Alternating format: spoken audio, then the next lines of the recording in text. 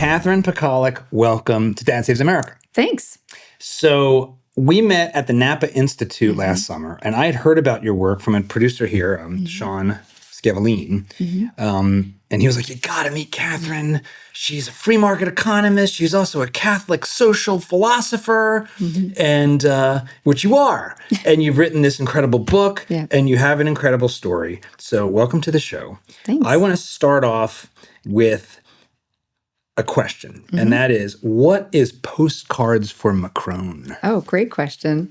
So when I began the research for this book, I had come across my newsfeed that the president of France had gone to some UN conference and said this ridiculous thing. And he was talking about African development, and he said something like, I'm going to try to quote him, he said something like, when we, finally get all the women into school, get them a lot of education, they will stop having all of these kids. Because, what woman, well-educated, goes on to have lots of children? And he said it with some French flair, and I thought, this is absurd. Now, when I saw that come across the newsfeed, I thought to myself, well, this might be a nice moment to sort of highlight the research that I'm doing. So I'd already begun this project. And so I had sort of recently joined Twitter. There's Twitter then. Yeah. And I kind of retweeted his thing, and I said, well, I'll send you a copy of my research when it's done. And then as an afterthought, I added a post, which was a picture of me with my, at the time, 6 kids when I graduated from my doctoral program. And I thought, well, I hashtagged it Postcards for Macron. And the thought would be like, aren't there women out there that had a lot of schooling that had kids? So I did that and woke up in the morning and went, oops. So the thing went viral. And really it was lovely because what happened was, tens of thousands of people all over the world, women just who'd gone to college and, were well educated, just posted pictures of them with their kids. You got your doctorate from Harvard, so small school. Yeah, a little school in Cambridge. Is this in the before times when Harvard wasn't synonymous with retrograde nonsense? Yeah. This is, now I say despite having gone to Harvard, right? Yeah, that's right. This was a time when it was still a respectable institution of learning. And anyway, I had a great time there, but I spent a long time doing my doctoral work because I had all these kids along the way. How many kids do you have now? I have 8. I understand your family's even bigger than that. Is that correct? That is true. I fess up to it in the book. Yeah, so I married a widower, and he brought 6 children into the marriage. And we thought, well, kids are great, so we'll have a few more. And we kept going and had 8 children. So altogether, there are 14. But just to help your audience, I mean, they're not all little. Okay, so right. People are imagining 14 children in a household and thinking that sounds pretty crazy. We were sort of at an equilibrium for a long time. There were 6 when we started, and then we had a couple, and then they started leaving to go to college. So you need a replenishment strategy exactly for the ones that are leaving. I don't think we ever exceeded about 8 in the household at one time. All right, real quick. If you like what you're seeing and you want to see more, be sure to hit the like button, subscribe to the channel, and ring the bell. It lets YouTube know that you want to see more Dad Saves America, and it helps spread the word. So it's one of the best things you can do to support what we're doing. And now, back to the show. Why did you have so many kids? We thought they were especially great. you sort of married, when you got married, he already had his kids. So the first set were his kids. Yeah. And you added 8 more. Why? Yeah. Well, we didn't, I would say we didn't start out with the intention to add 8 more. It wasn't like, here's the careful plan. We're going to do 8, well, not 9 and not 7, 8, But I did, we had that first baby, he was a widower. So we had these really grieving children at home. And some people said, maybe you want to wait a while, like let the kids transition and that sort of thing. And we did take that seriously because these were good people we trusted. We kind of went back and forth on it, and we thought, well, we'll give it a shot. We'll have because we were excited to have a baby. I came from a large family. I loved every time we'd had a baby when I was growing up. I thought it was like kind of the best thing. So I was expecting it to be good, but I wasn't sure how it'd work with our kind of blended family. Yeah. And what was the age range of his kids at that, or your new kids at that time? Yeah, at that time, about 6 to 16. Okay. 16, 17.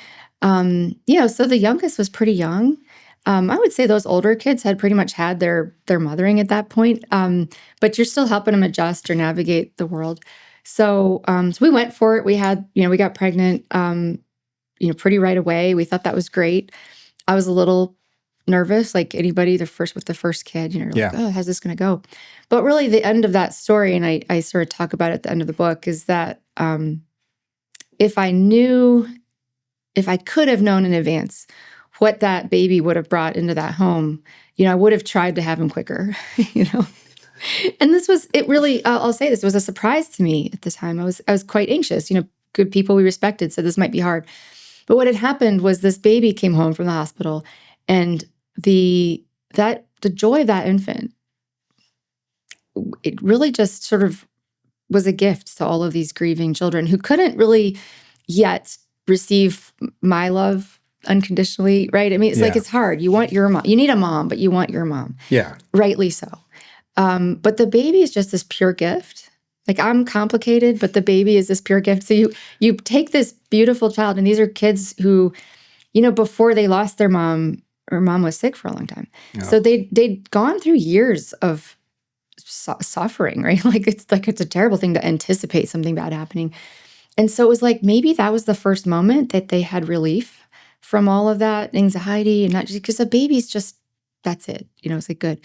So it was definitely the moment we kind of bonded all together as a family. There was this little baby. And then it was, I think, the beginning of a healing process. And I didn't know any of that was about to happen. Like, this was more just like, we thought it would be great to have a kid. And so we did. And then all of a sudden it was like, it solved all these problems for us, and was such an unadulterated gift that I hadn't expected. And I thought, whoa, wait a minute. And I just tucked that away like it was just a gift for us or something special for us. And so, you really just asked like why we had 8 more, but it was this, like, we opened our parenthood with this really radical experience of like, the babies are going to help. The babies are good.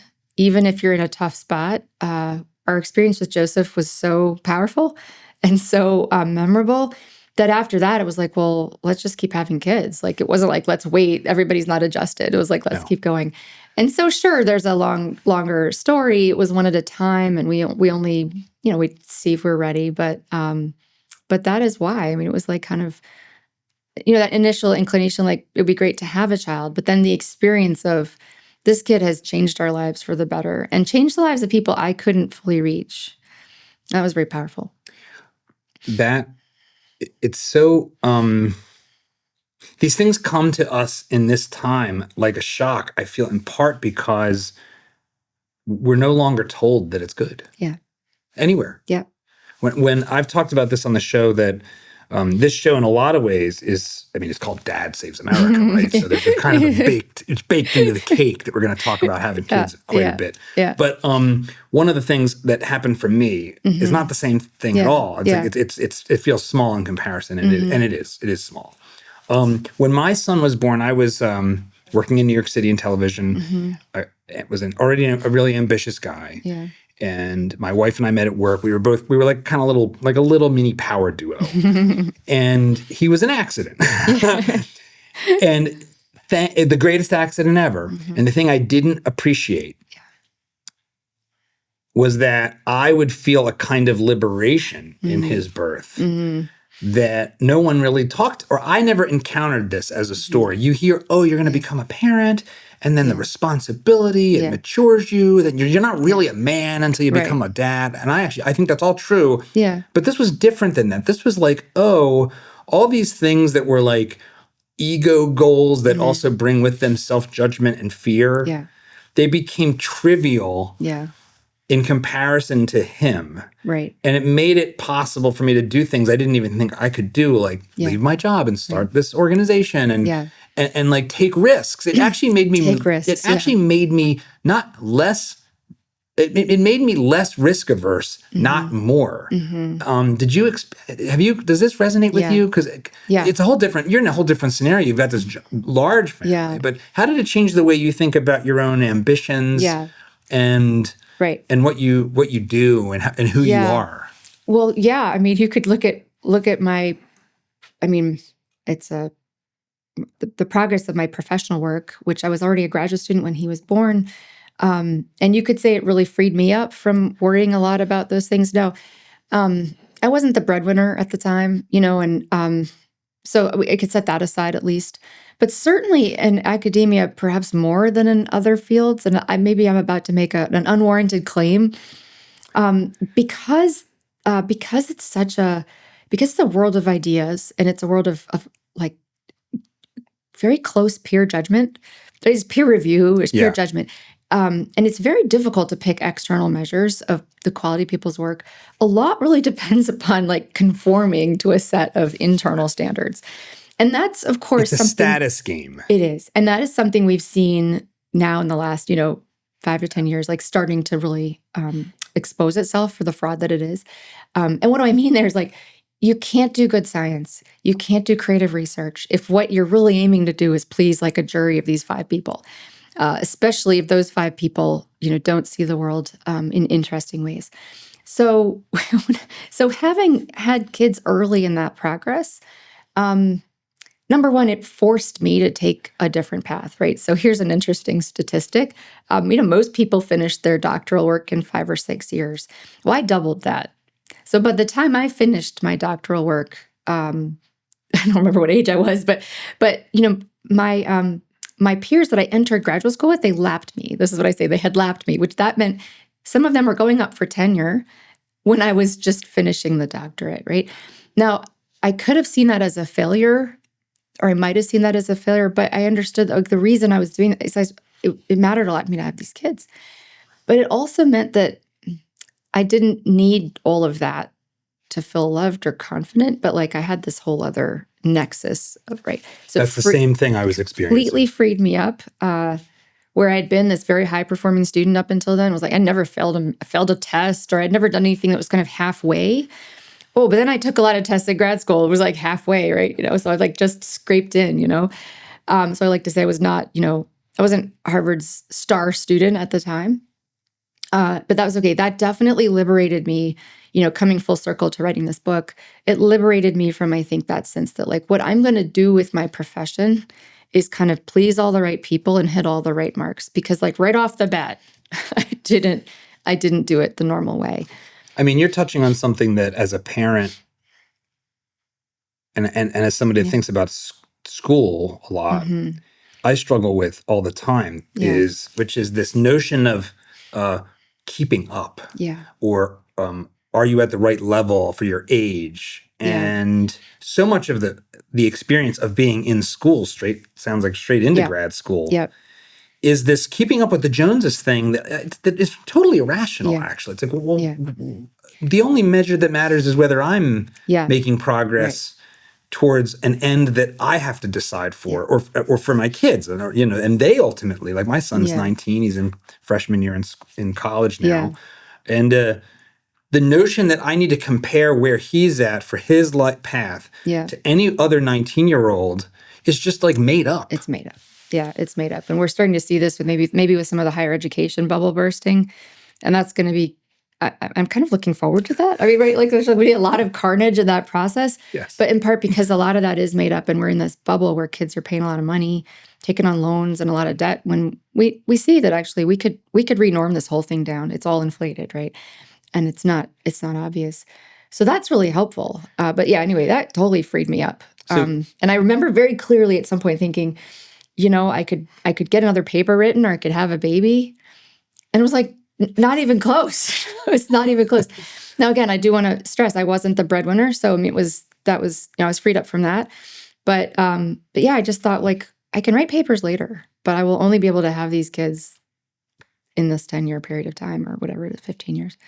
So the Macron sentiment that it's not simply like an observational fact that as countries become, higher income, that people have fewer kids. Right. That's an observational fact. That's an observational fact. But he was making a deeper point, it seems like to me, that there was a judgment call. That this is good. It's inherently good to do that. So let's start there. Right. Unpack for me how you understand where he and his whole cohort is coming from, because he's really like the perfect mouthpiece of this sort of global elite, World Economic Forum, technocrat type. Yeah, for sure. Right. So as an observational fact, he's correct, right? The more education women get, the fewer children on average they have. And there's a lot of reasons for that. One of them is just time. You put people in school longer, they'll get married later, they'll have fewer children. But there's a more interesting feature of that. It's not, so we'd start here. You'd think about like the long run of economic growth, which is something that we celebrate. And kind of like as we've gotten wealthier, as countries got wealthier, in a sense, we could afford to put our kids in school. And the reason we could afford to put our kids in school is we didn't need them as labor, didn't need them as help. And so that's not necessarily telling, oh, school is taking the kids away from, having more kids, but it's telling you that there's a lot of macro trends that are occurring at the same time. And it's probably a bad idea to sort of pick apart, two correlations and go, oh, here we go. Like, let's just get the kids in school. They won't have babies. The bigger concern, and the reason I reacted like that to Macron, which again, I had like 5 followers at the time, so I didn't expect it to be retweeted so many times, is because there is this global elite agenda that's about planning, family planning, we'll say, population control, a view that if we don't get ahead of this population curve, we're going to be toast, right? So this thing kind of in modern times goes back to Malthus. And, Malthus was absolutely concerned, like Chicken Little, the sky is falling. We're just going to outbreed our food supply, right? It's 18-something or other, and the population of the planet's 1 billion people. Yeah, there's like nobody on the planet. It's like empty, and there's so much food. But he's convinced we're going to run out of food. And he's like, well, that's, it's very dire. And he's looking at linear, he's like, lay out what Malthus is seeing, because it is still deeply embedded in our public psyche that this is a thing. Yeah. So what was Malthus looking at the time? I think the best way to think about it is like, well, you can only add, crops and land in a kind of linear fashion, but population growth is exponential. And so like, if you put those two lines together, pretty soon that curve that goes up fast, it just way outstrips this like slow, steady adding to the crops. Now, Malthus definitely got crop growth wrong. I mean, so like it's not clear that it's linear, and it's like all these ways. And by the way, Malthus is writing around the same time as Adam Smith, a little bit after for his bigger works. But Smith is considering the same thing in the sense that a lot of people are worried about this question and are fond of forecasting kind of doom and gloom. I mean, the doomsayers have been around forever. This is not new, right? The Book of Revelation is pretty old. Yes, exactly. So Malthus is doing this thing, and now, like in some sense, you got to have some sympathy with the argument. I mean, it's kind of this lifeboat idea. Like this is just a lifeboat, and surely there's some limit. There's some limit to how many people can live on this planet, and at some point you'd have to hit that limit. And I don't know, it wouldn't look good if you hit the limit. I mean, there's so many lifeboat movies, and they're all really bad. So. This is this sort of carrying capacity idea. Exactly. The Earth has a certain carrying capacity. Absolutely. And so that kind of infects intellectual life. It influences Darwin a lot. If you think about it, so kind of the pressure for survival, which is huge in Darwin, right? This is going to get us all these good things. We'll eliminate the unfit. But what is the beginning of that is this pressure for survival. So you ask, like, where does that come from in Darwin? My understanding is that Darwin was an avid reader of Malthus and had thought a lot about pressure for survival. Now, I'm not exactly trying to smear Malthus by association with Darwin or Darwin by association with Malthus.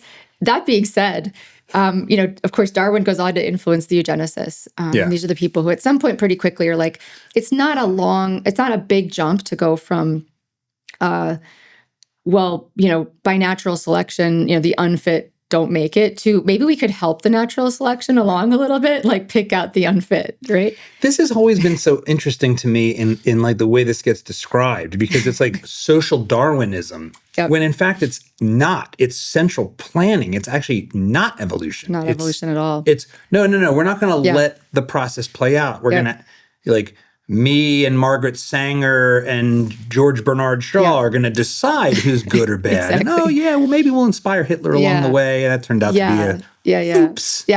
Along the way. That's right.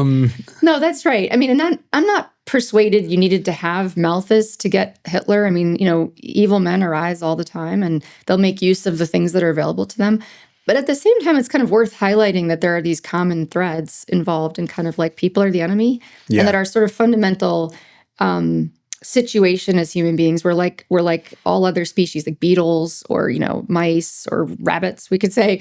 And our basic problem as people is to kind of struggle against other people for resources.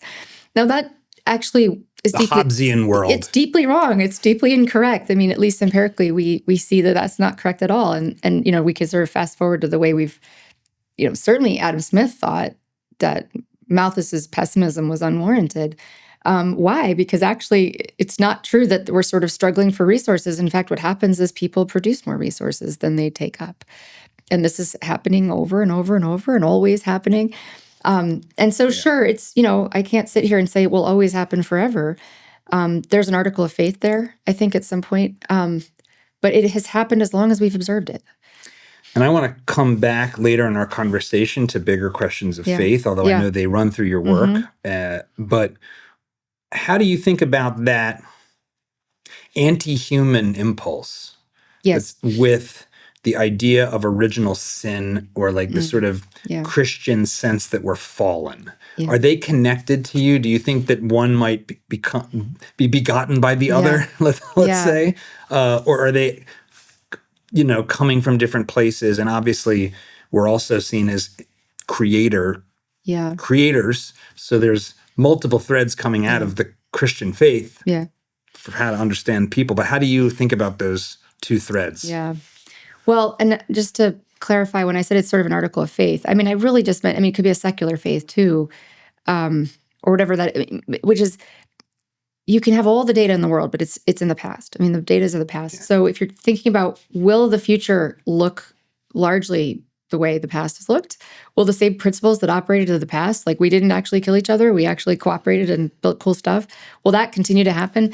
In a sense, economic data can't solve that.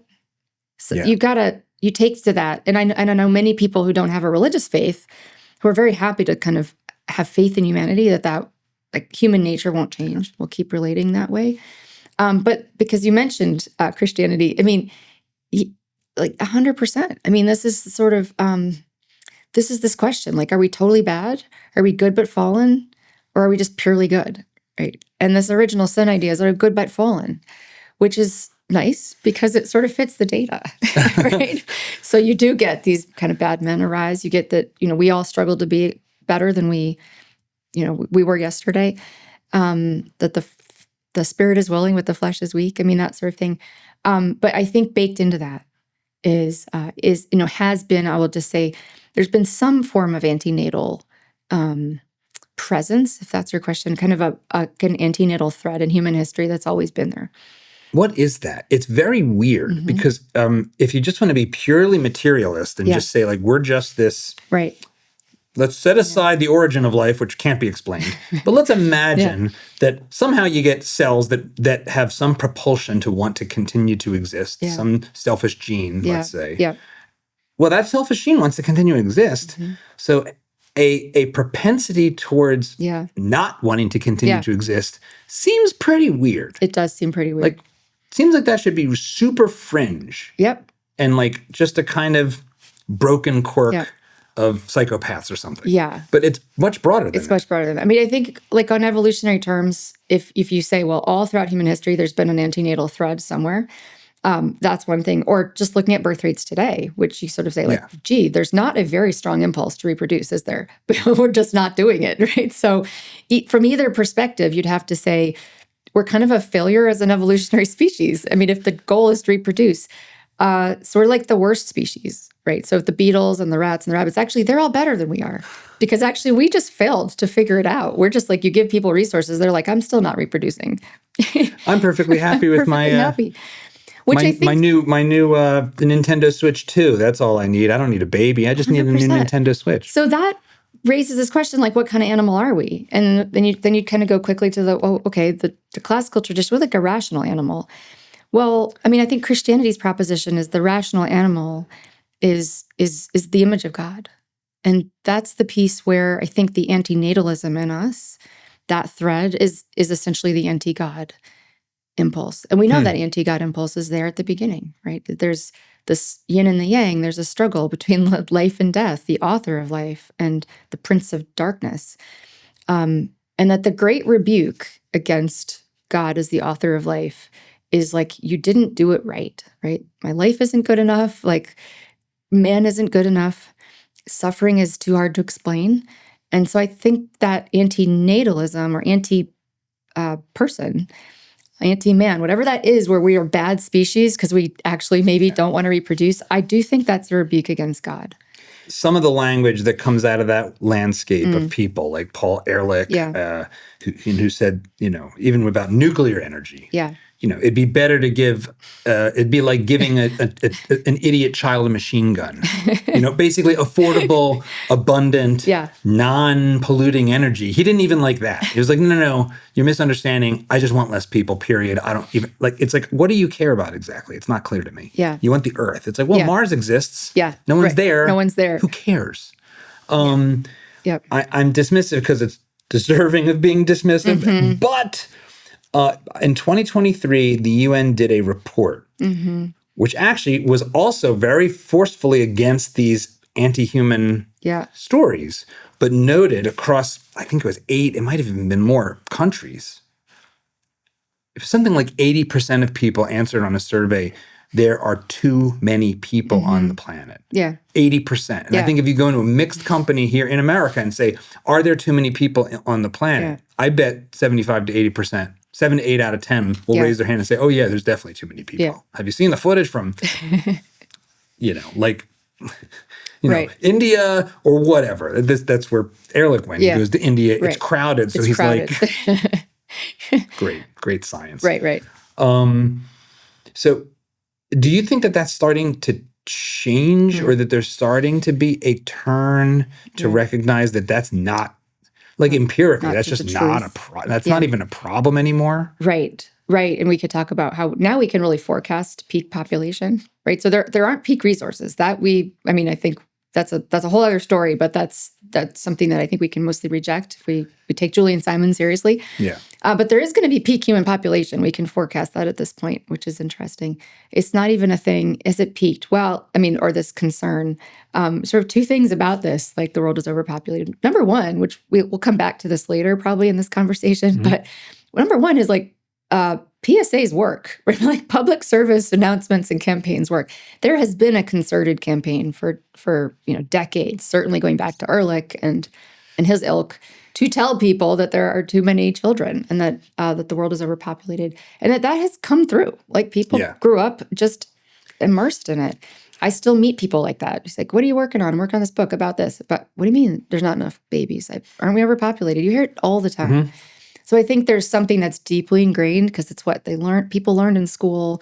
There used to be more ads, that sort of thing. So, but that's an interesting point. We have to remember that, like that information, whether it's correct or not, but like people act on information. Yeah. And information is probably the most powerful driver of human choice.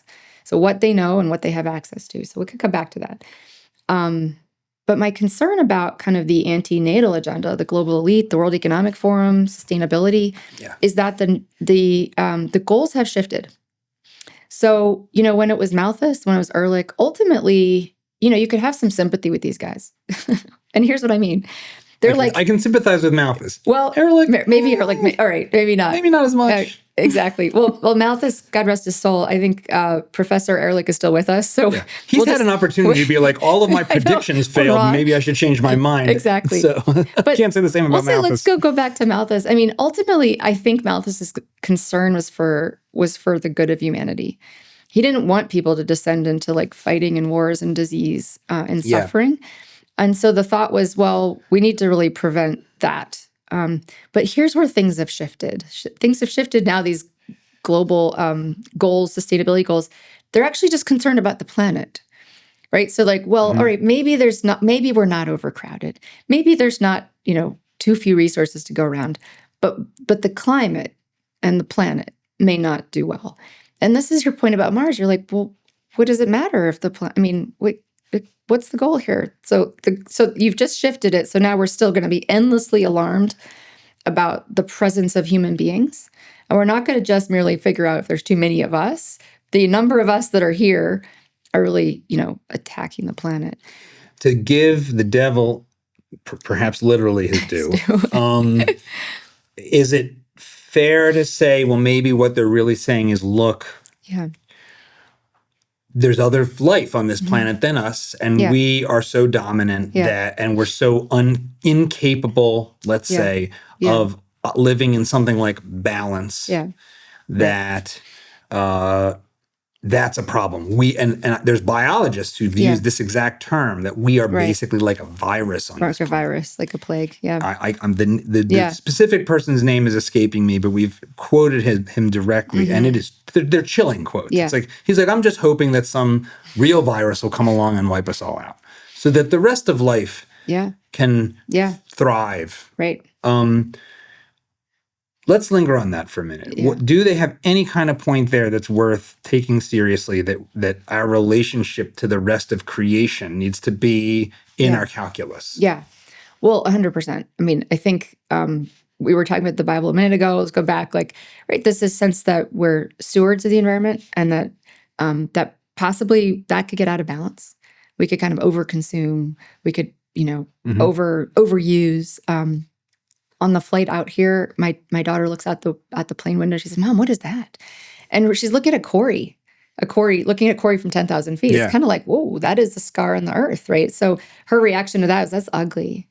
And she's right about that. I mean, I don't know a beautiful Corey. I mean, maybe you get up close, right? But so, I mean, that is an important thread, which is kind of like the relationship between man and our society, and kind of a kind of sustainable relationship with nature, and with the good things that nature can offer us. I think if that's the concern, I think that's well grounded, and I think we've got plenty of reason to worry that our relationship with consumption is out of balance. Then we'd have to do a topic that I think is for a different podcast, which has to do with kind of like money and sustainability, because actually I think money is something that in many ways reflects our disorder with society, our disorder with nature. And so, we could keep going there. But I mean, in other words, it's a selfish gene. There's a piece of us that's rapacious, right? That greed is there. And we would always like to get more for free, more that we didn't pay for. And and put money in that category. So once you sort of free up money to be that thing, right. But I don't think that's actually separated deeply from this kind of question about the human family. And, kind of just to maybe close this up, or maybe not, maybe we'll just keep going on this. I don't know. It's a big topic. But, you think about someone like John Maynard Keynes, who thought, savings are a little suspicious. Right. We shouldn't save, right? We should. The paradox of thrift. The paradox of thrift. And this is like, it kind of, you go like, okay, so Keynes is a eugenicist. He's very, very concerned. He thinks we got to, kind of plan and influence the birth rates, make sure there's not too many people around. And he's also somebody that is skeptical that savings are good for society. And so, it's not going to be a simple matter to put all these threads together. But how you think about the expansion of families and the human race has got to tell you something about how you think about growth in the economy. I think they're deeply connected, but that we can get out of balance with those two things really quickly. So like kids aren't free. We know this. Like kids aren't free. This is true. Like people aren't free. So you kind of have this sense like, okay, if we think more people are good, and so I think I would say Keynes was skeptical of that. I mean, I think Malthus is skeptical of that, at least on some level. If you think people are good, and like by nature we are meant to cooperate, we can cooperate, and we can produce more stuff, like, so we don't have to worry about this. Then you also have to sort of, you take that to your economic theory, and you think like, okay, so I've got to be looking for some way in which I can expect there to be growth in the things we need to provision ourselves. Like if the human family can grow, there has to be some provisioning. And that's kind of what you think about the natural economy. So you tend to find, and I'm going to just leave it here, you tend to find that the same people who want to really overly manage and control the direction of the economy also feel that you have to overly manage and control the direction of the human race, or like the size of the human population. Yes. Yeah. And those two things are kind of, you don't get them separate from each other. You always get them as a package. I want to. Yeah. We'll circle around That was a those lot. themes because it's It's a lot. well, you're why I was so excited to have you on the Yeah. show is because you bring together two worlds Yeah. that live with me, which is this like a sense of a particular way of understanding economics and a fundamentally pro-human and ultimately Christian Catholic social philosophy. That is to say that we actually have inherent dignity. We are an end unto ourselves. We are not merely a means to some other end in the world. Yeah. I've been thinking about this because I had Peter Boghossian on the show. It hasn't come it hasn't come out yet as of this recording, but we spent like 2 hours debating this. Like, can you actually arrive at a coherent defense of universal human dignity absent, let's just say, a metaphysics? Something that's not in the physical world, that is some transcendental, some higher purpose, soul, God, creation, something. Yeah. And I'll leave it to the viewers to hunt that one down and find it because it's really great. But having kids is the most visceral experience of that kind of creation we have. Right. And so you, in this book, study women who are educated like yourself, who have at least 5 kids or more. Right. And it's an ethnography. So tell me about, was it simply like, these are women like, let me find the other weirdos like me? Is that where this started? Yeah. And then what did you discover? Yeah. Somebody, some critic on Twitter said, this is going to be fun. It's just autoethnography. And I thought, no, like this, that's a fair point maybe, but actually, no, that was not how it started. But it's true that because I had more kids than normal, that, families tend to find each other. So I knew there were other people like me out there. And I thought, what was happening, 10 years ago was sort of like, it was right after the Great Recession. Maybe I have to make this now like 12 years ago, 13 years ago, but right after the Great Recession. What was happening was people had noticed that birth rates had inflected down during the Great Recession, but they hadn't rebounded. Yeah. And the thought was like, well, when the economy comes back, it'll rebound, right? I didn't really do that. So there were a couple of papers written at that time kind of about the puzzle of falling birth rates. And if you'd been paying attention to birth rates for a while, it didn't really seem that shocking. Yeah. It just looked like the continuation of the trend, and maybe the recession accelerated the trend a little bit, but I wasn't personally expecting a rebound. So it was kind of all that thing. And you're sort of like, well, is it relevant that I've got a lot of kids, and maybe, I'm not, is it relevant that I know a lot of people that have a lot of kids? Like, how is that phenomenon? There's all these kind of weirdos out there with kids. Is it merely like a reactionary counterculture?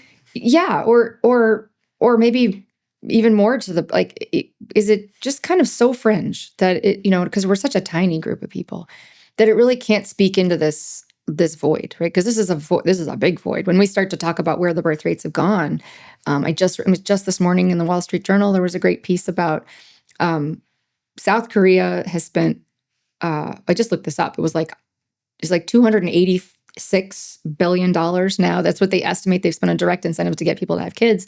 They just are sizing up a program where they were giving people like $14,000 to get married. Nobody wants it. Nobody's like getting married to take the check. So this is a void. You're sort of like, what are we doing with this void? And so meanwhile, you're like, well, there's like 10 people who still have kids. Is that interesting? I don't know.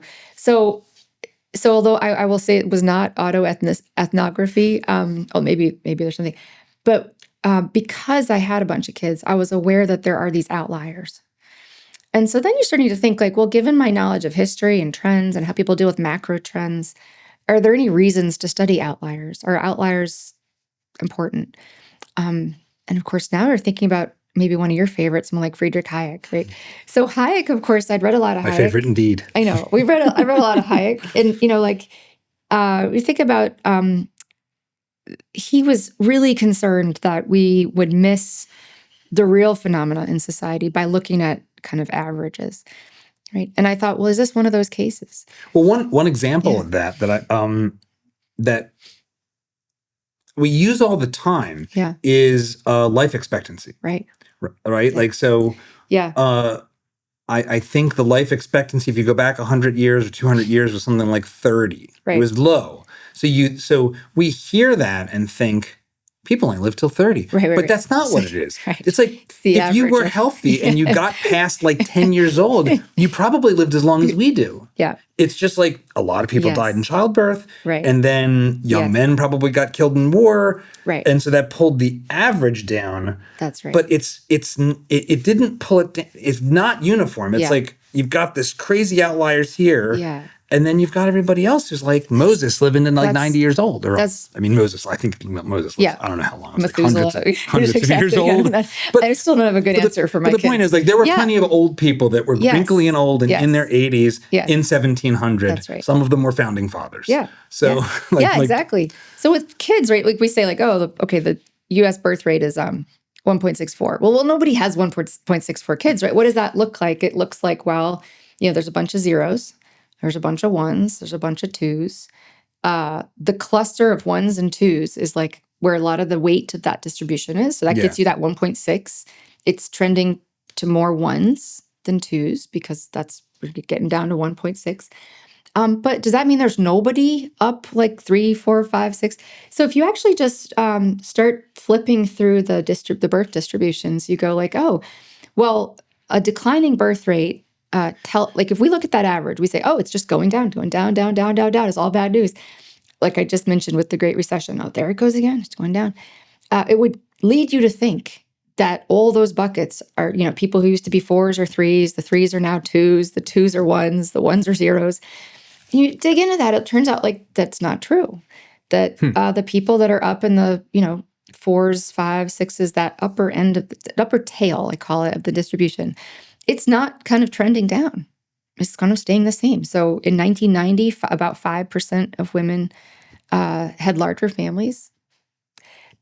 Today, about 5% of women have larger families. So, so there's like a stable upper tail. Yeah. I mean, of course, we don't know what will happen in the future, but that was just for me, like, well, what's happening with those people? Why are they? And the way I would put it now is like, they look like they're kind of immune from whatever's happening to the birth rates in general. And so then I thought, are they all Mennonites? And no, it turns out they're not all. I mean, like somebody. It's the Amish and Catherine. Yeah, I was going to say no. The X account or Twitter account, Empty America, it's a great account to follow. But he often at Empty America, he often says it's like the weirdest 10% of Mormons and the weirdest 10% of Catholics and the Mennonites. So yeah, okay. I mean, of course, it's not any one religion.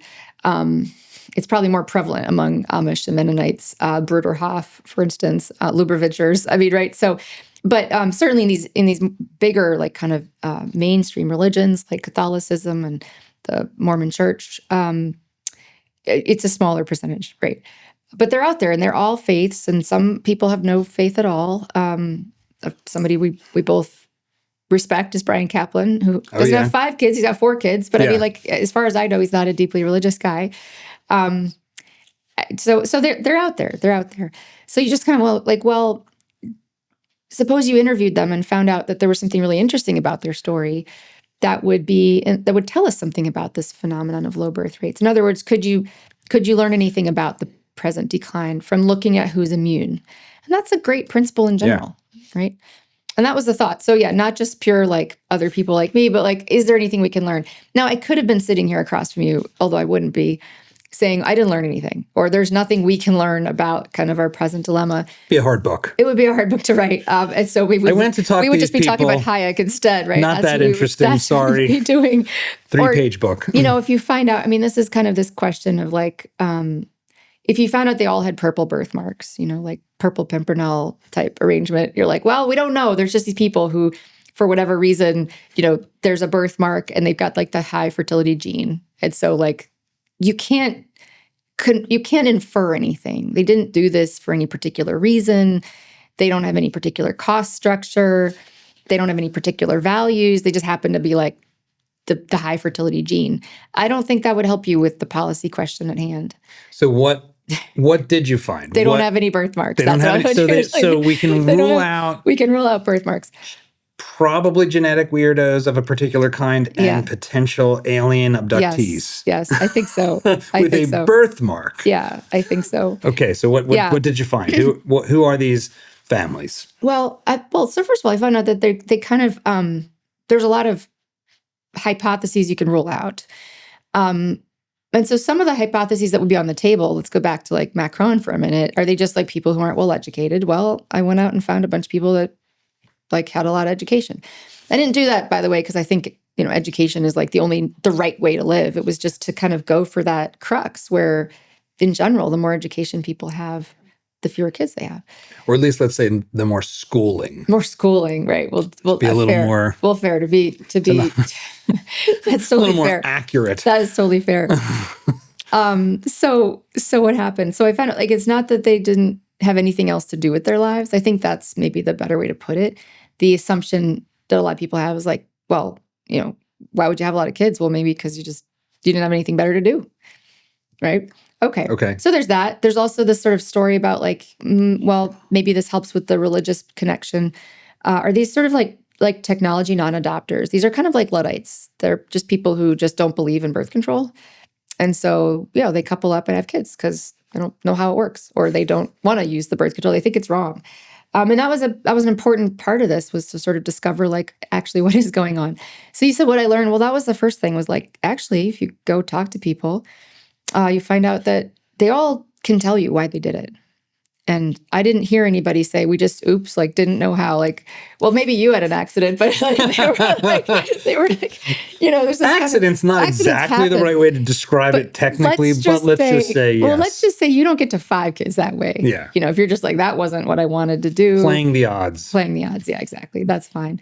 So yeah, that was interesting. In other words, there's a really deep and important story of human agency and purpose. Economists like to hunt for those things. We think that that's kind of how people act. But you could have, I could have had that prior and gone in and just found out oh, my rabbi says you can't do this, and therefore that's what we have. But that's not what I heard. I heard all of these really profound and honestly, I didn't bargain for what I got. I mean, I didn't go in there expecting to hear what I got. Half these interviews, I was falling off the couch. Can you repeat that? That's so beautiful. That's so powerful. And then I heard stories like the ones I went through, where babies had been born and perhaps they were going to be done having kids, and the baby is born and somebody just their whole world is fixed or opened up or something. So they're like, well, we're not done now because the next one's going to be great too. So I heard all these stories that I'm like, okay, so this is not a story of Ludditism. This is not a story of people who had nothing better to do. I talked to people who were musicians, people who were doctors and lawyers and, creative artists and all types of, interests. And instead what I was hearing was something more like, I've got all these things I love to do, and I've shifted my priorities a little bit to make this the priority during this time of my life. I may get back to those things. I squeeze them in as I can, but I really think children are worth having, and they're worth pursuing. And maybe the icing on the cake here, they're a gift. They're a gift, and that they're not like other things that you can acquire. You can only have so many cars before you're like, They're not things at all. They're not things at all. There's people. Something almost, they had a view of children that provided them a kind of rationale to keep going, which was the only way to describe it would be they don't satiate in the way that other types of things do. Yeah. So they're not really normal consumer goods, at least to this group of people, right? So I'm not making a general claim, but this group of people that I talked to kept coming back to that. They're a gift, they're a blessing. The more we have, the more we look forward to the next child. And I think that's mind-blowing. That concept right there is mind-blowing for people who haven't figured out how these people see the world. And I think the only thing I can compare it to is the people I know or the people I've read about or watched the documentaries, people who climb these mountains and you go, that looks like just sufferfest. I mean, Alex Honnold uses that phrase, sufferfest. And you're like, that does look like a lot of suffering. And they climb that peak and they're like, but you don't understand, that rush, that adrenaline thing, that view from that peak, I would do anything for that.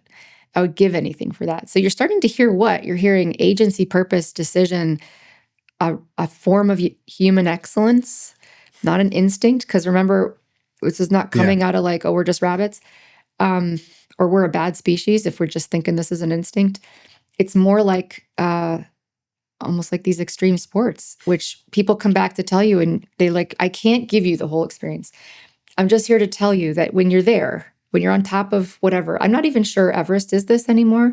Like it's overcrowded on the top of Everest. You see those lights, but whatever, K2 now, I don't know, whatever it is. And they say, I would do it again. I would sell my house. I would mortgage my, I would do anything to get there again.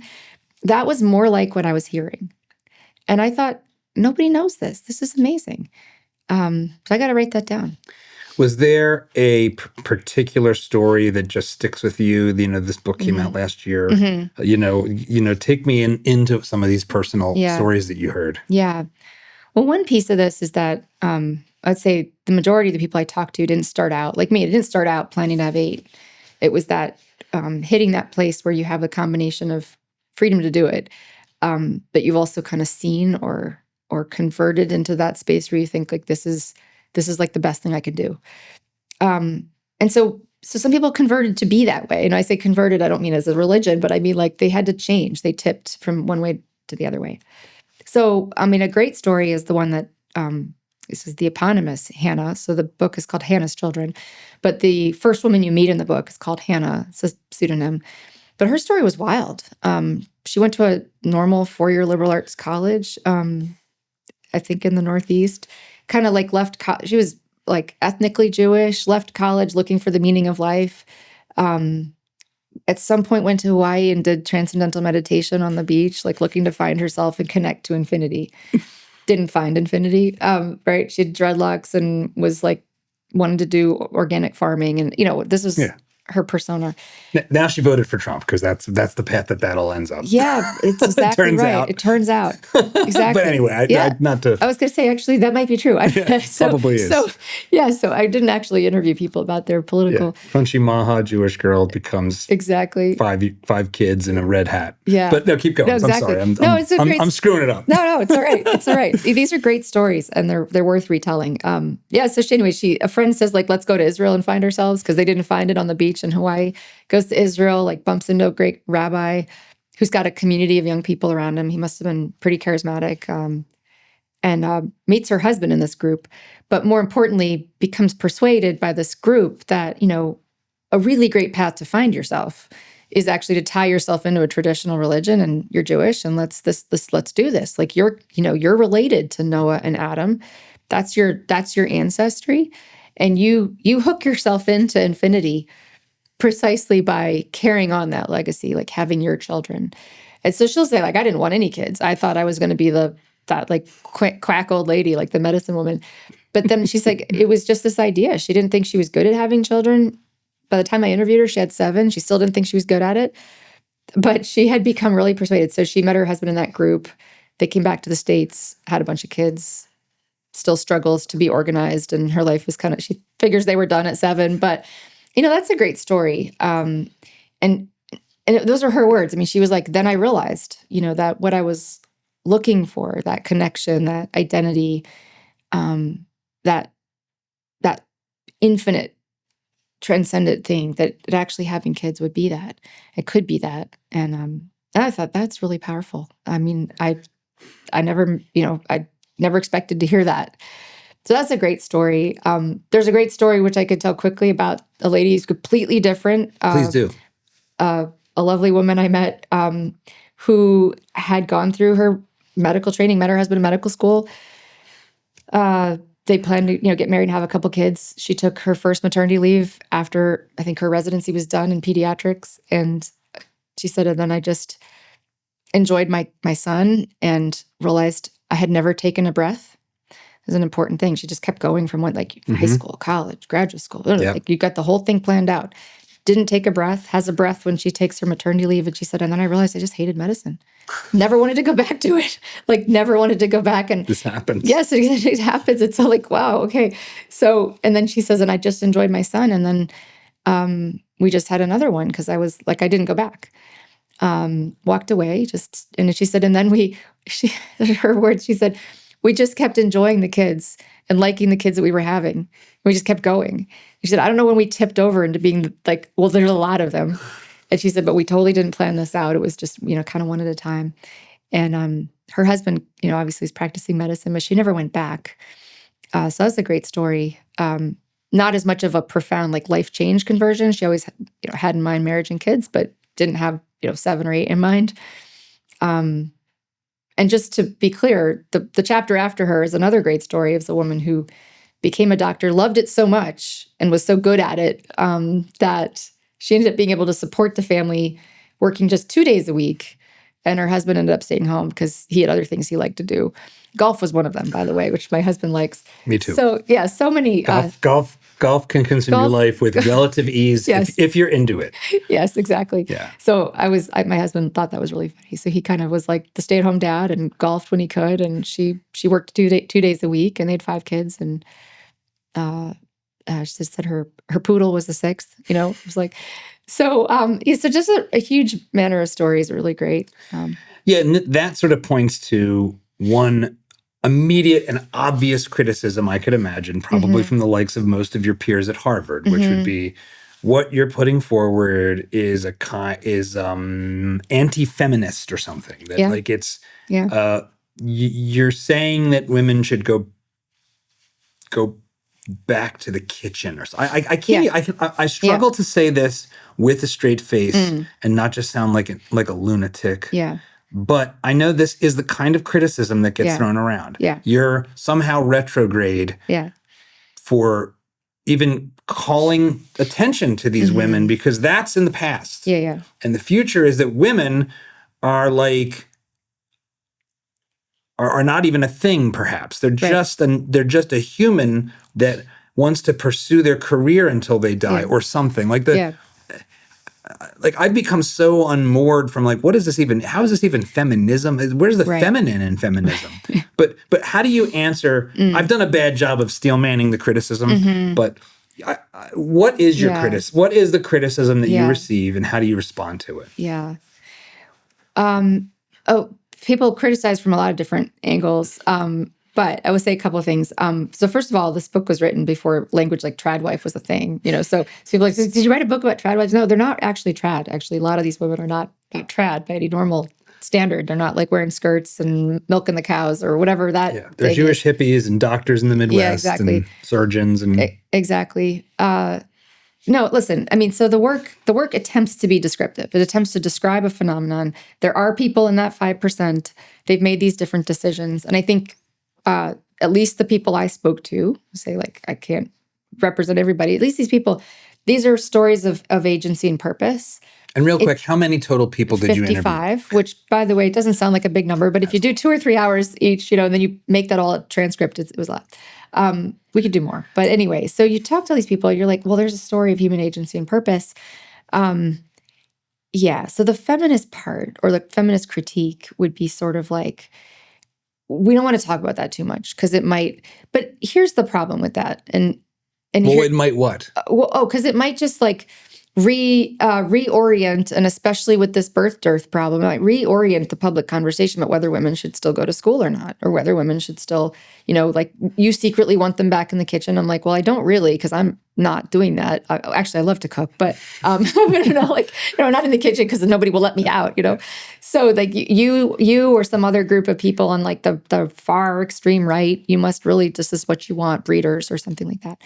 You want the Handmaid's Tale, Harvard PhD economist, something. Yeah, I think that would be the version of the critique. Although I'm actually here to tell you that I haven't gotten a lot of that. Oh, that's good. I expected it. Yeah, but me too.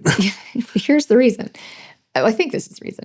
I think it's because. I tried to stay pretty descriptive. I've got women who are working full-time. I've got women who are not working full-time. And that was just in my sample. It wasn't reaching for that. It was pretty split. It was about a third, full-time, stay at home, and then mixed, part-time work, that kind of thing. The reason I haven't gotten too much of that is because I make such a strong argument in there about kind of we don't think we ought to pressure women to, I don't think we ought to pressure women to have more babies because there is this birth crisis. And so at the moment, the feminists have to fend off 2 things. One is the past. Like, we don't want you to go back to the past, force us all back into the kitchen. But they're staring down the future, which is that pretty quickly it's becoming clear that there aren't enough babies being born. So all eyes are on the women, or at least on the wombs, right? Well, maybe surrogate wombs, right? And or maybe pod babies. Yeah, maybe we could just, incentivize you to change your life course and have more children. And I'm really skeptical that we can do those things. So I try to hew that line, which is like, well, I'm not in any way celebrating anything that's backwards. At the same time, I'm trying to provide like the rationale for not embracing a kind of, women as breeders in the future. Because that's, in a sense, you could view history right now as being squeezed by those two stories, like one in the past, which was maybe retrogressive about women's rights or women's like chances of becoming fully educated. I don't want to go back to that. I don't think we should go back to that. But we could see that in the future. We could see calls for that. We could see calls for women who don't have anything better to do. Who's that? Maybe like the lower end of the distribution. Because if we put massive financial incentives on having babies in the future, who's mostly going to sign up for that? Poor people. Yeah, that's retrogressive as well, I think. We shouldn't try to do that. And so the moment we're in is a weird one. And so, yeah, I would like to say that in some sense, I haven't received a lot of pushback from feminists. I actually wonder if I've had a little bit more alignment from like left and center left, maybe pro-choice feminists who see this as a real way to maybe prevent some of that kind of dystopian future. So I don't know. So I'd like to say I've been more persecuted than that. There probably are chat rooms and Reddit threads. You'd like to say you're more persecuted. Well, because actually, if you write a book and you say that you've been like treated unfairly and persecuted, that's a good selling point, yeah, right? It's good marketing. I can't say I was banned on Amazon. I can't any of those things. So we'll see. It's been just you need to change this to the headdress of the woman in red with the white, with the shadow, with a question mark. Yeah. That's right. Who is Hannah? Hannah. Not the but it's a biblical character, right? Who is that character? Yeah, so I didn't know a lot about Hannah before I wrote the book, but she was the second and less favorite wife of an Old Testament character named Elkanah, and I don't know how this works. Who's the first favorite and the second favorite, but the Bible tells us like she was the favorite, but the second. So the first one was, but anyway, Elkanah had these wives, and she had never managed to have any children, so she was barren, and she just goes. This was a great shame in her society. Like the woman who didn't have any kids. So she went to the temple and she would pray, to be blessed with a child. And we're told like she was very persistent. She went day and night and she brought sacrifices and she prayed. And then finally, the priest is like, well, God, we should do something for this lady. She's really persistent. And so, and she says, and it kind of bargain with God, she says, look, if you will just send me one child, a man child, if you just send me one son, I promise to return him to you, to put him in your service, like bring him as a priest, a future priest. So anyway, finally God sends her a child. This is amazing. She's been barren, has this boy, and this boy is Samuel, the famous Samuel, who anoints King David later. And she does that. She makes good on her promise when he's like 2 years old or whatever that would be, the age of weaning in those days. She brings him back to the temple to be raised with the priests, to train him up at the temple. And, if you've had even one kid, you can sort of imagine, like every time you read this, you're like, oh, you dropped your kid off at the temple and walked away. And I'm sure the church wasn't in any better shape then as it is now. It's like, wow. But that's a lot of faith. And that point about faith is really interesting because, and so, all right, actually, this is where the story typically ends. Most people know Hannah as the mother of Samuel, who was barren and prayed, and God blessed her with Samuel. And that's kind of the end of that's what I grew up with, was that story. So it turns out that Hannah, because of that faith, she brings Samuel back. Then the priest is like, wow, like she wasn't just saying that. She brought the kid back, and that's very hard to do. And so the priest then says to God, like, we should honor that faith. And then the Bible, there's like this one line where the Bible says that she went home and conceived like 2 more sons and 3 daughters, or 3 sons and 2 daughters. So she goes home and has 5 more kids. So this lady who was like totally barren, she ends up with 6. And what I like this rabbi who's like the consigliere. It's like, hey, God. Hey, God. I know. I'm like, I would like to have a direct line. Could you I know. Exactly. take care of this situation? Totally. So here's the thing. Why did I name the book Nod of a Head Towards That, Hannah? I am trying to write a book about women who have larger families, larger than normal. But kind of the elephant in the room here, and this is where actually there's more criticism, is not so much so far. Maybe the feminists just haven't heard of me yet. The larger amount of criticism is when you valorize or even, kind of create stories about women who have a lot of kids, you can really make people who don't have kids feel bad or feel like they're less or that they've been inadequate, just like Hannah felt inadequate, right? That she was.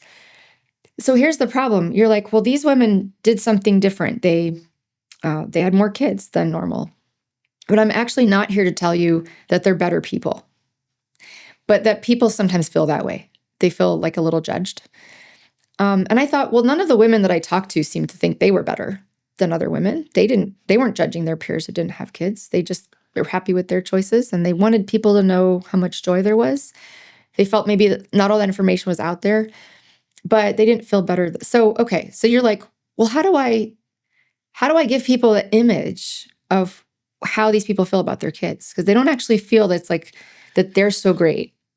And I thought, well, wait a minute, who's that lady in the Bible? I'm like, well, looking her up. I'm looking at the book of Samuel. I'm like, oh, yeah, Hannah, she gets blessed with a child. So in fact, the meaning now, as it come down to us of Hannah, is like to be blessed by God with a child. And I thought, when you start to see children, as these women do, as a gift, as something out of proportion to their own virtues, well, that actually does free you up from any sort of pride, right? Because you're like, I didn't do this. Like, right. I mean, my child is like way better than I am, right? You're just like, I didn't deserve this, sort of. So I think I was looking for a way to convey something that I think is true. It's true in the people I interviewed, that sort of takes it out of this judgy space as much as possible, because people do feel really wounded and hurt. It can feel really wounded and hurt. I didn't want to make anybody feel less because I was describing people who have more. Well, there appears to be a higher incidence of struggling to get pregnant. I don't know how much of that is environmental and chemical. I don't know how much of that is the average time that women are starting, or that getting older, and therefore just like, oh, you're getting past the prime. Right. That's right. I mean, do you have a sense of what's going on there? Yeah, I think for sure it's starting later. That's a big piece of it, because there's even fresh data to say that we're at peak fertility a lot younger than we kind of realize. It drops off so quickly. So it's part of its later transition to marriage. But we do think there's some environmental factors. I mean, right, we've looked at not just the women, but like male testosterone is down a lot. And it's like, what is going on with that? Like, it's huge. So there's clearly something environmental, right? It's hard not to go to right? Alex Jones, frogs, the fish in the water, the endocrine disruptors. Yeah, the transgender fish. I don't know. Are they transgender now? Or are they like neuter? I don't really know. But there's clearly something. I don't know, but I don't want any of it. Yeah. Well, and the Maha movement, I mean, they're persuaded the plastics are ruining everything. Yeah. We got microplastics in our genitals. It's all bad. It's all bad. No, that's right. So it's got to play a role. I mean, I don't have like a neat percentage to put on it. But we do know that like there's something else going on, not just that people wanted fewer kids, but yeah. So Hannah's just like a simple way to like use it as a mental model. Like, this is a picture of people who, yes, they pursued children, but they really felt blessed, and that it wasn't their virtue.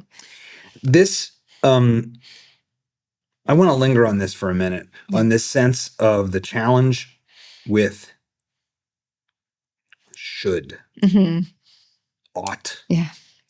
Because I think it's very hard now. We have a lot of oughts that have been put on us that are toxic. Yeah. Like, to say, let's not be judgmental, but that let's open up more options for people. Right. Yep. That used to be like what civil rights was supposed to be. Yeah.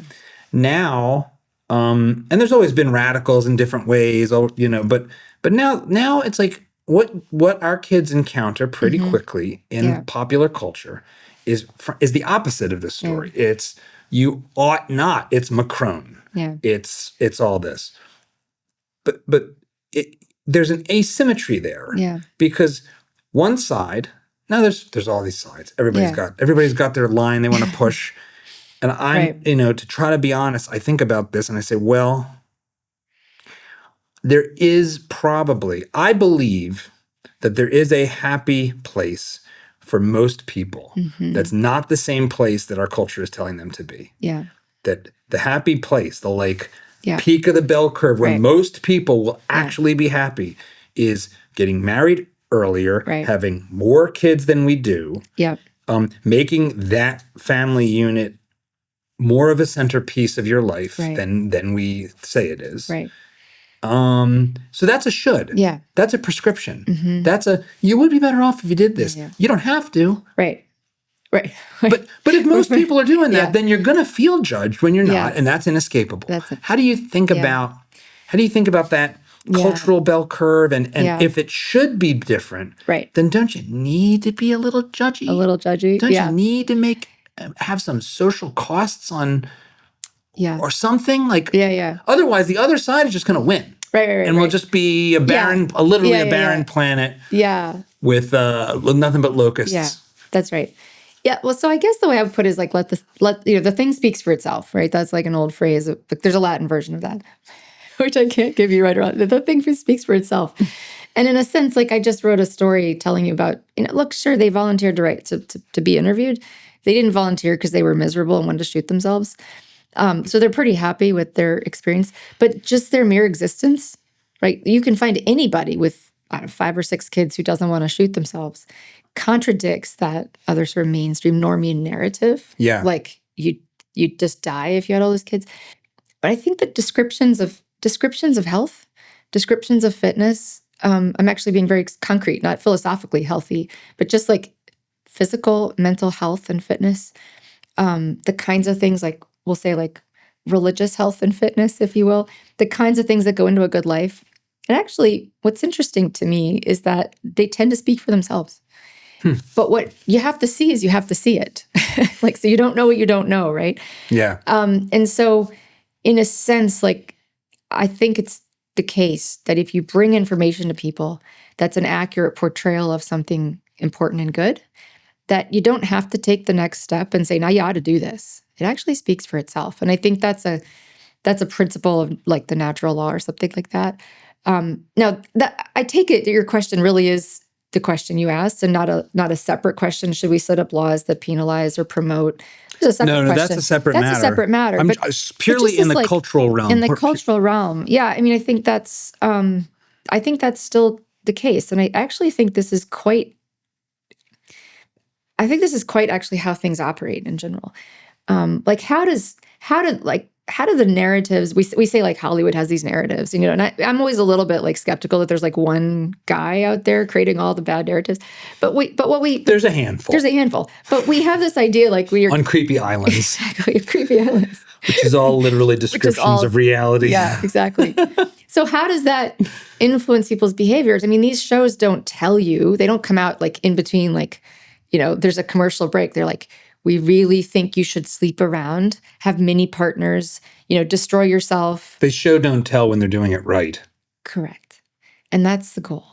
I mean, I think that's the goal. So you go and you look at these descriptors, at people who are living a happy life, we'll say, if they're flourishing, they're thriving, and you describe that, if you do that well, you show it, then it speaks for itself. Right. So if we did a program which sort of accurately described or showed how people really feel when they're on their 59th, their body count is upwards, it would speak for itself. Because actually our conscience is really the most important and loudest voice in the room for most of us. So yeah, that's what I have to say to that. But I think that's a really interesting thing that we are naturally drawn. When somebody just walks by you and they're just super fit or they're super tad or whatever, I might just say well, that's that's attractive. That's powerful. But if the next thing that happens is like that very fit person or that like very healthy person, posts, here's 10 things you can do to look like me or to get to where I am. I wake up every morning feeling like $1 million, and here's how you can too. Here's 10 steps. Nobody had to do the middle step. You're just like, sign me up. I want to know the 10. But the middle step is like, here's somebody that looks happy, healthy, and you ought to do that. You ought to be like that person, and here's how, right? That's the middle step is you ought, you should. But the thing speaks for itself. That's really powerful. And it's really refreshing because, and I will say I'm as guilty of this as anybody, of like wanting to be an active promoter. It's kind of, it's a little bit of the way I'm built. Yeah. And the thing that I do feel like we're all bombarded by is promotion all the time. Yeah. And what you're putting forward is really simple. It's like, well, if you really honestly try to just tell the truth and just put it forward, people aren't idiots. Yeah. They can see that somebody's happy and they're living a way that they didn't hear you could be happy living. And if it's going to resonate with them, it's going to resonate. And if it's not, there's no amount of like shoving it down their throat or trying to give them money that's going to change it. Yeah. I also think, and I'll probably sound, like really libertarian in the following moment, but it's really not coming from that place. It's coming from a place of respect. That's a safe space here. I know, but it's coming from a space of respect. The problem is that, everybody goes from like, you don't want to pay people to have babies. You're a libertarian, like that's actually a pretty unwarranted step. But here's what I'm about to say. Listen, I think that children and marriage and the suite of things that I describe in this book very generally lead to a lot of happiness and joy. But does that mean that I think it would always do that? No, clearly not. Yeah, clearly not. And so I actually sort of super respect that people may get to that at different places in their lives.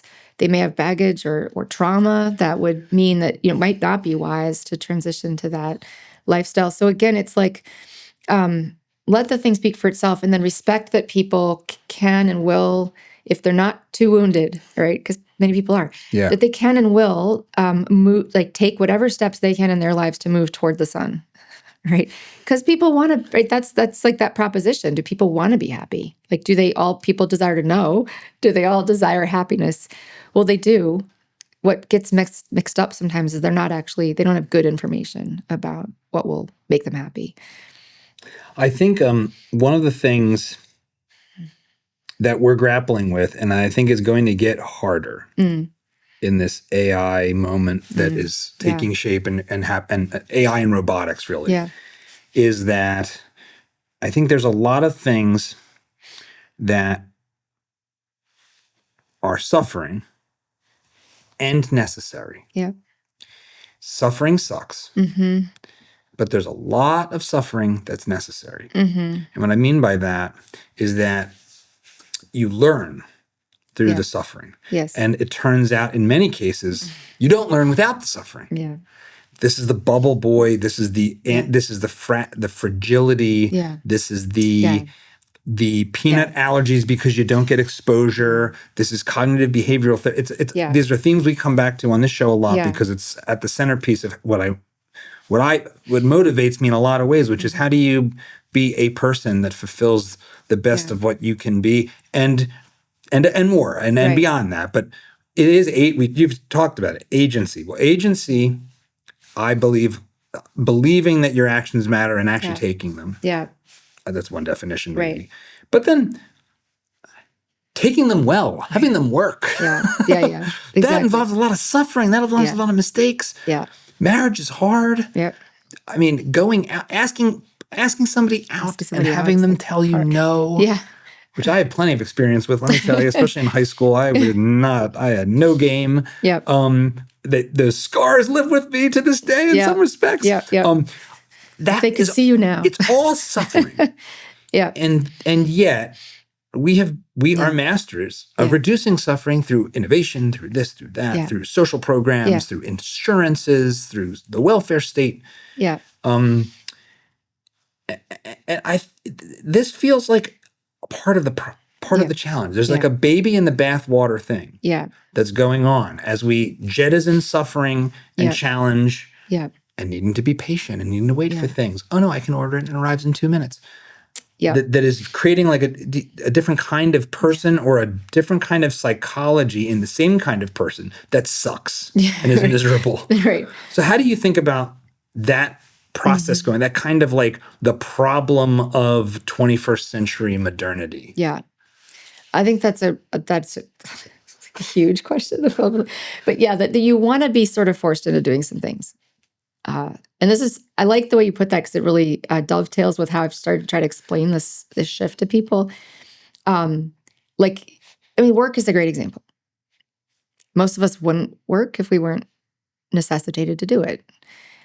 But once you start working, you sort of realize like, well, actually, it's kind of like good for me and I'm a better person because of it. But if we waited around for us to do it for those reasons, we wouldn't do it, which is why we say like it's very destructive, not just for society to like free people up to never work. It's also destructive for people. Yes. Like we want them to feel purpose and agency and to have that glorious sense of accomplishment. Like I did this, I built this, whatever that is. So it's like, by all means, don't remove the thing that actually, remember, a good but fallen, that actually kind of corrects that fallen nature tendency to just remove all suffering, right? I think that's another way to put the problem. And so, yeah, I do see kids in that same vein.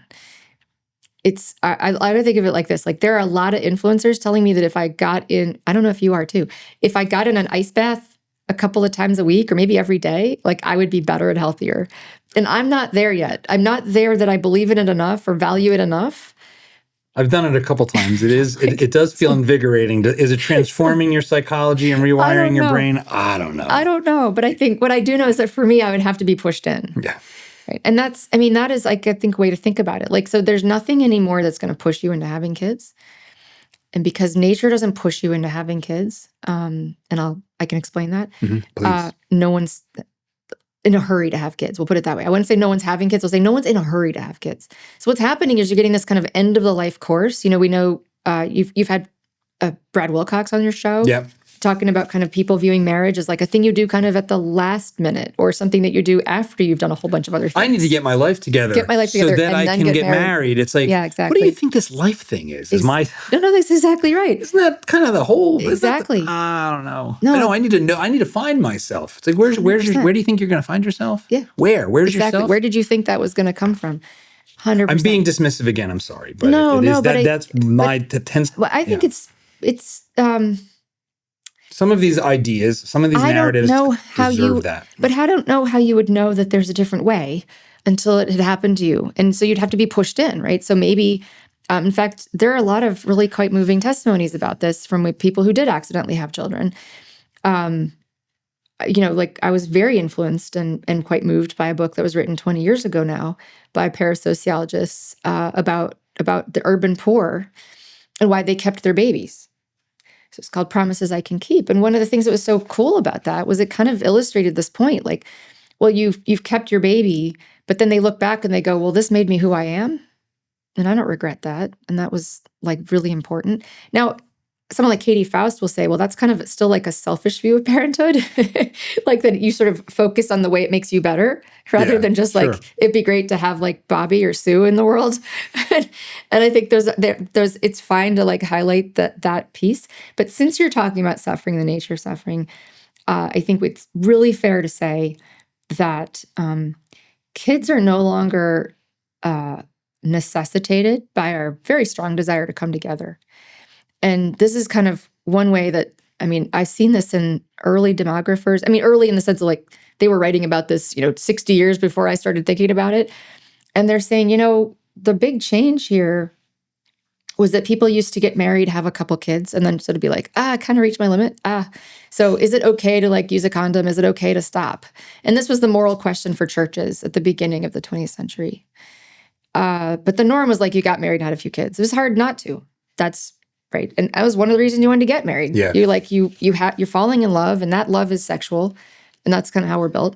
And so Christopher Dawson puts it as like the fulfillment of sexual love. You get married, and that is what marriage does. You end up getting married, which you really want to do, and you have a couple kids. Well, I know I've seen you and Louis Perry have had conversations, and I know she's pointed out the pill set up a bunch of essentially like terrible social pathologies that now everyone's miserable, and you might have been happier if you had to wait until you got married to have sex because you were worried about getting pregnant. Yeah. And I know that doesn't sound great because it's fun to have sex, but maybe that would have been better.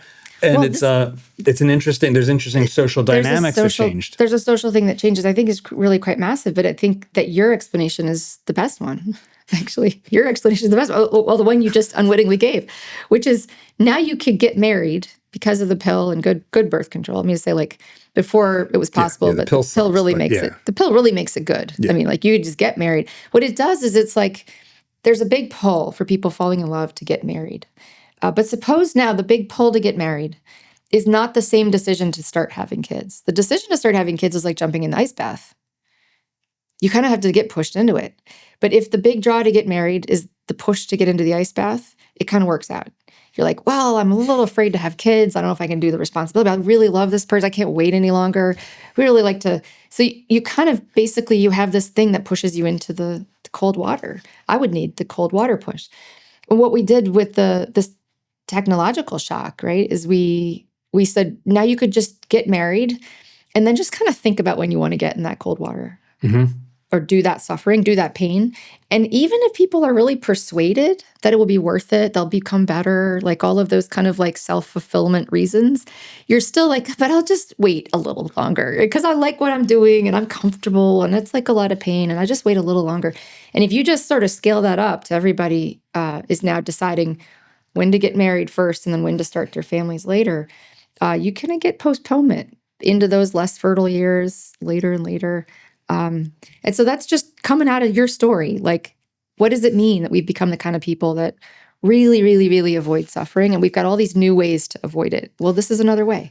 It's there's this asymmetry that we all face, right? Yeah. Which is loss aversion. Yeah. So that's right. The prospect of this new life and this literally new life, not just the new life of the child, but the child will re-architect my life too. Yeah, that's right. It might be amazing. Oh, I read your book. I hear it's amazing. I know. I got a bunch of buddies. They say it's great. They love being a dad. They love being a mom. So that's like this positive story, but I will lose the life I've got, or I will lose the path I'm currently on. And we are wired, it seems like, to favor that feeling of loss versus the prospect of gain. How much does that play into this? Huge. I tried to explain that at the end of one chapter, and I'm still not really satisfied with what I accomplished there. But it's the question of the reference point. So you've got women who are in school, they're going on. I mean, I think this probably applies to men too. I'm just reporting on the data. They're in school, then they get a job, they enjoy it. And here's the thing, is that all bad? No, it's actually really great. It's really, really good for people to develop themselves and to contribute, but it's what they know. And it's the reference point. And it's like, if I have a kid, this could all be destroyed. Mm-hmm. And I'm losing that. So it's that loss aversion. And it's not at all clear what I gain. And this is this piece where like kids are kind of something you have to learn why they're good. And if you didn't grow up with kids and there are no kids around you, you're like, maybe you believe the negative story. So it does really look like or you just get on an airplane and somebody's kids, somebody's 8-year-old is being annoying, and then there's babies crying, and it's like, this all sucks. Yes, and actually, I don't think we're wired to think other people's kids are actually that appealing. No, right? Like, I'm sure your kids are great, but mine are way better. Right? Well, it is. I will say this: natural. After I became a dad, it did and I know that and Warren Farrell's talked about this, like the dad brain. There's and even like there is like testosterone does go down. So for for the guys that watch the show, that when I criticize people like Andrew Tate, call me like a cuck or something, it's like, you're right, because I'm a dad and my testosterone did go down and I'm fine with it. And you're fine. That's right. That's right. These are called trade-offs in life. It's called trade-offs. Yeah. But, but low T jokes aside, I also no longer was bothered by crying baby. Yeah. Like it was like, and I could feel it. I'm like, could empathize. Oh, this crying baby's reminding me of my son. It's not annoying. Yeah, for sure. Yeah, for sure. Yes, you don't prefer that other person's kid, but like No. you become profoundly more empathetic. You sort of see what's going on. You may even be the person who's like, let me carry your stroller. Right. Let me hold the door for you. Like, Yeah, you sit there and chuckle like, oh, I've Yeah. been there. I'm happy to be on the flight by myself right now. exactly. On Southwest, I'll go pick that seat next to the mom with the baby because you're like, nobody else wants to sit next to her. They're all like getting away. So yeah, that's definitely a way in which having kids makes us more humane and is really salutary. We've woven economics and economic thinking throughout. You're also, we met at a Catholic conference. You are, and this is an area of your, not just your faith, but also of your thought, of your philosophy. What has Catholic social teaching? Well, let's start actually, like, what does that even mean? It's easy to say these things. Yeah. I'm like a cradle Catholic that's getting more excited about my faith every day. Yeah. So, I find myself saying things that I didn't used to say that I would roll my eyes because it sounds like, what kind of gobbledygook is that? It's Catholic social thought, properly ordered life stuff. But what does that mean? What does Catholic social teaching, social thought actually mean? Is it just like guilt and don't do that and don't use a condom? And Right. Yeah, just like line up at the confessional. You're all just be like chaste, get damn in it. line. That's right. Be chaste. We have one dating idea to just be chaste, right? No, it's a great question. I mean, in some sense, it refers specific Catholic social thought refers specifically to a set of kind of like pastoral letters that popes started writing to people in the the late 1800s. It's a time when actually after the Industrial Revolution, you could do so many different approaches to thinking about what changes in society. But I'll use this language that Polanyi uses, which is like, it's after that time when we discover society. Like before that, we're like, there's us over here. There's like, but we have like now this sense that like there's society. You're not even aiming at that before. There's like, some French people over there. There's some like Florentine Italians. They're all at each other's. It's not society, right? But at some point, there's a kind of transition to thinking about society at large. And the popes did this too. The popes were like, okay, all right, there's like the working class. This is like a thing that comes out of the beginning of Marxist thought. And so we've got classes. I mean, what even is that? Like I say to my students, like once you just sort of look at everybody and you draw a line somewhere, I don't like to do it at all because I think it's always misleading, right? So there's like extreme Hayekian idea, like there's no averages where there's not even like upper, lower, there's none of that. There's no supply and demand. It's not a curve. There's a bunch of dots. That's right. That's right. So there's this moment. I mean, we can pinpoint it in different ways, but the popes participate in that. It was, people kind of point to Pope Leo XIII. It was the Pope who kind of closes out the 19th century in the same way that John Paul II closes out the 20th century, kind of that last like quarter century, long papacy. So Leo starts writing these letters. Now, look, like the church doesn't really have like a lot of new stuff to say in the sense like she claims that she's sort of like, she's got nothing new to say that she hasn't always said. Well, that's an interesting way to put it. And so in a sense, you can think of what the Pope is writing as being an application of what's always been held to the current realities. And maybe like a kind of exercise, I like an exercise of thinking with the Catholic mind. But what would you bring to the table? What would you have? Like, what are your resources? Well, I mean, I think the gospel would be a great place to start.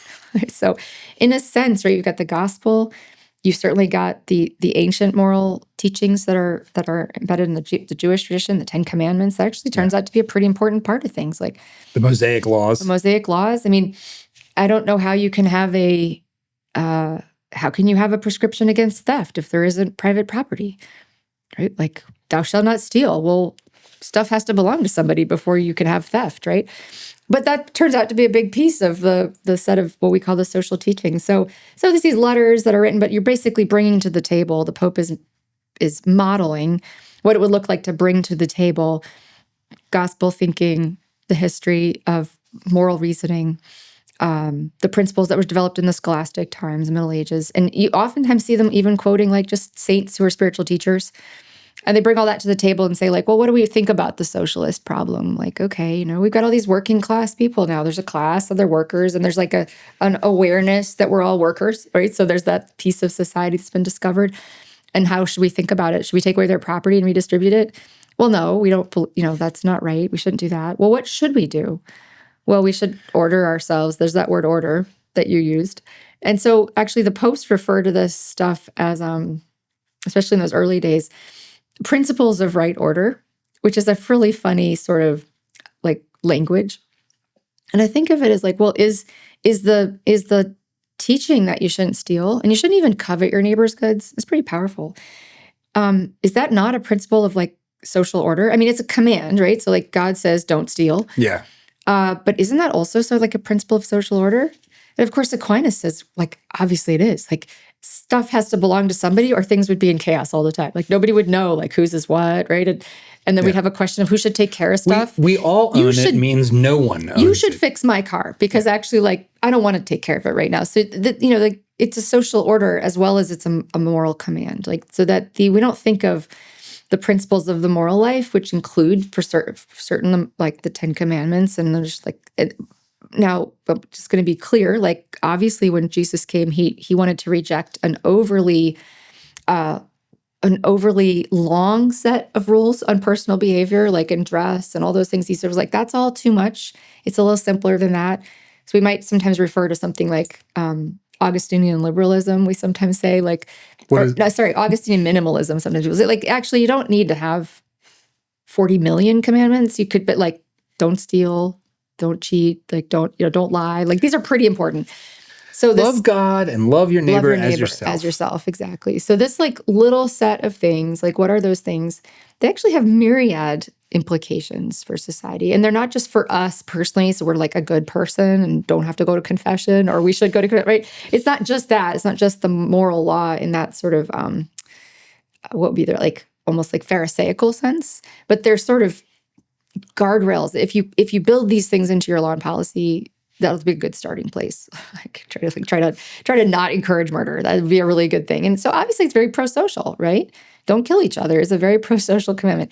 So now I've just sort of done this like really quick sketch, but that's right. That's what it is. And so you've got these different comments. But it's certainly anything that was written by popes in the 19th century, the 20th century. It can't contradict what the church has always taught. So you can't take these things out of context to be like, well, the Pope really is concerned about the poor. Let's do all the redistribution, become socialist. That would contradict like a long tradition of Christian teaching. So where there's ambiguity in these documents and letters, you always have to interpret them in favor of the tradition of the church. And I know you've written about this. There's these different threads that connect our economic and social life, and you kind of touched on it, but like let's get right to the meat of it. Yeah. There is a debate about socialism, sharing is caring, let's say, with private property and free exchange, which Marx derisively called capitalism, but I think free enterprise is a better way to think about it. Like, we acquire a thing legitimately somehow. And then it's ours. Yeah.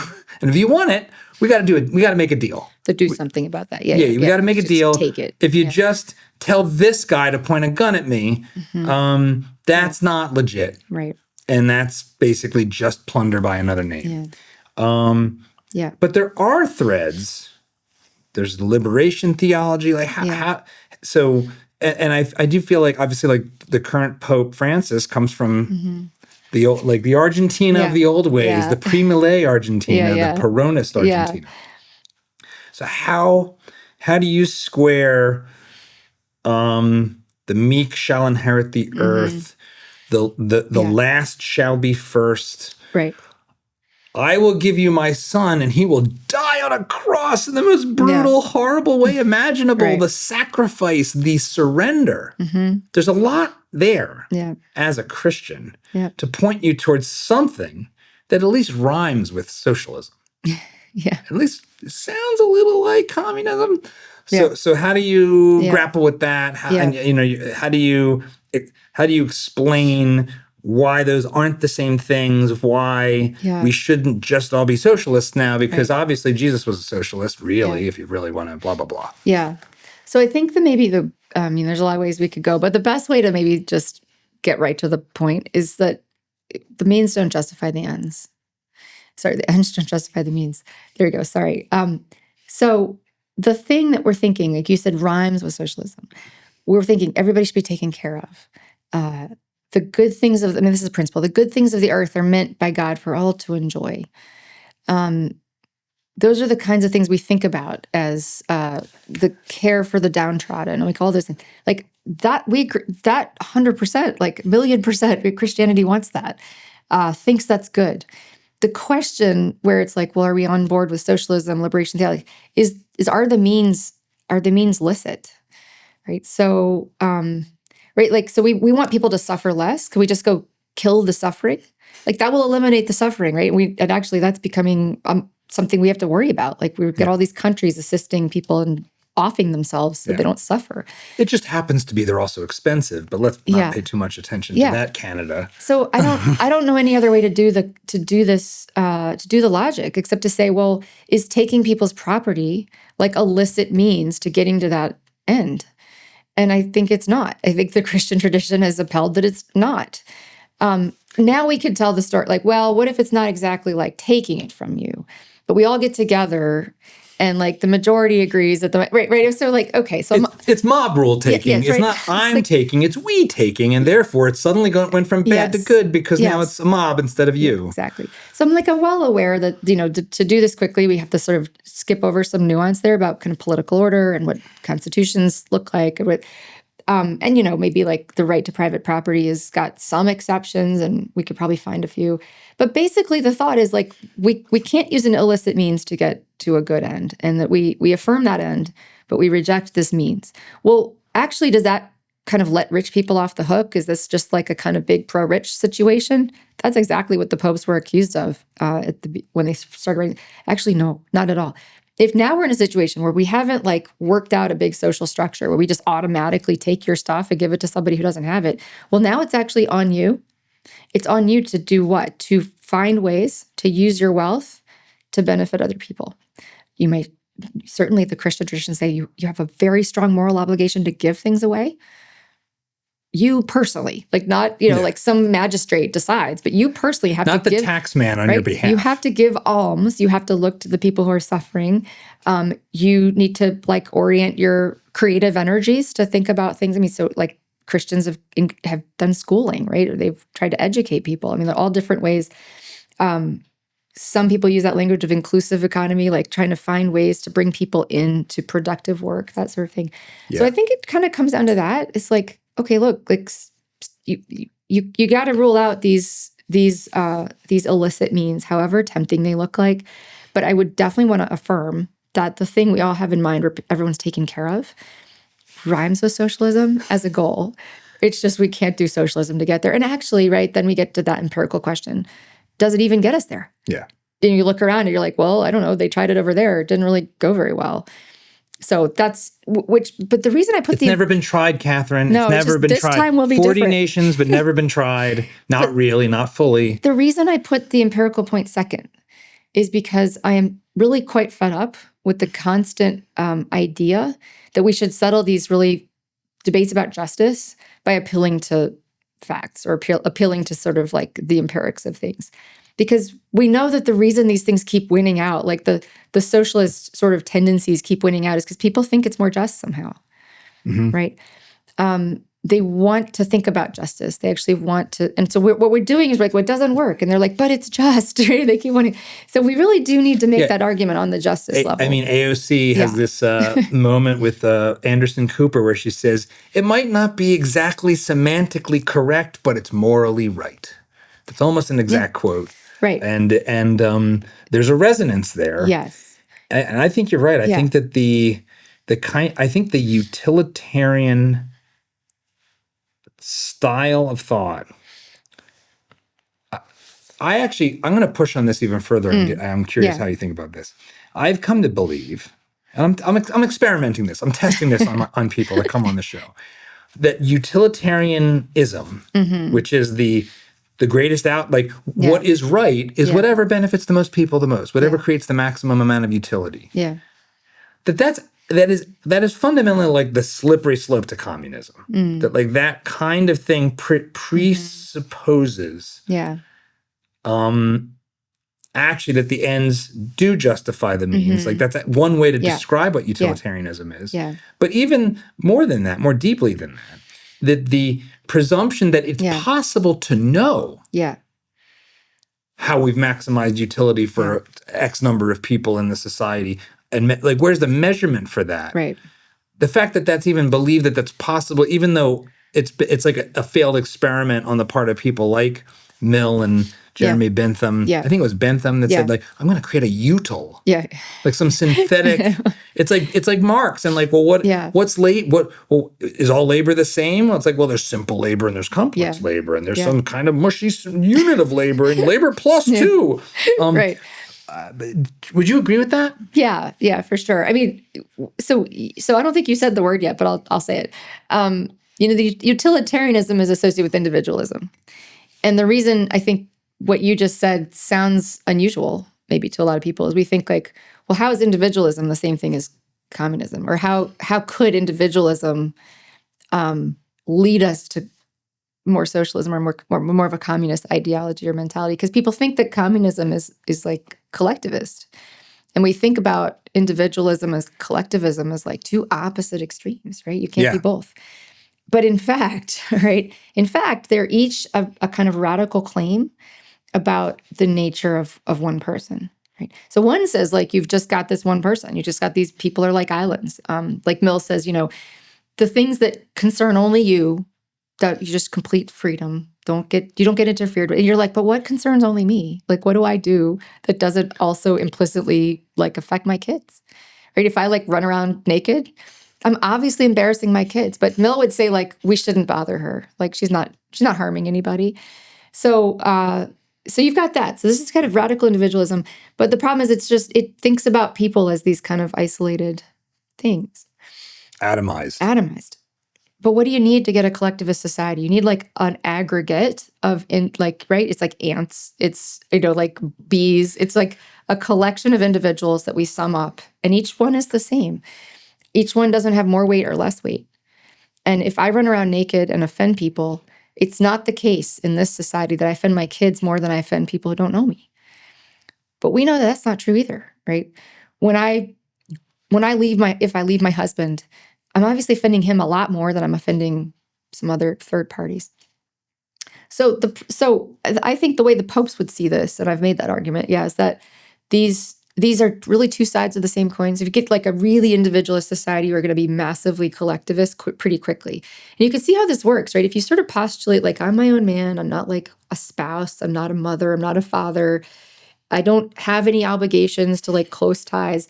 Well, pretty quickly, like because you're not actually a god, when you get old and need diapers, you're going to need to invoke parts of the collective to help you.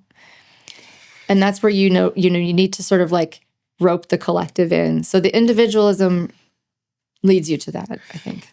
I think, have written about this, right? Yeah. You're touching on something that even comes back to the earlier part of our conversation, which is that a truly atomized society ends up without any of the organic supports and buffers and broader order of family community that has always has been the thing to literally take the edge off life. And and so, okay, so now I'm alone in my apartment in this sort of brutal city and I break my back in an accident and no one's here to help me. I need the welfare state. Right. Because I'm me doing my thing, pursuing my truth until I need help, and there's none of the mediating institutions like muckety mucks like to say, but it's really more like friends, family, church, people that have skin in the game of you not falling through the cracks. It's like the family breakdown piece of this does seem like it's one of the tensions in American society. It's like I feel like two things have happened in the past, let's say 100 years. We had this experiment in top-down atomization through communism. So in all of these countries that called themselves communist, no matter what people like Richard Wolff say about, oh, like the USSR was state capitalism. It's like, okay, give me a break. Yeah. But what did they do? Soviet Union, Maoist China, North Korea, Cambodia, all of them, Cuba. They say no religion. Yep. Really try to actually dismantle the actual family unit. Yep.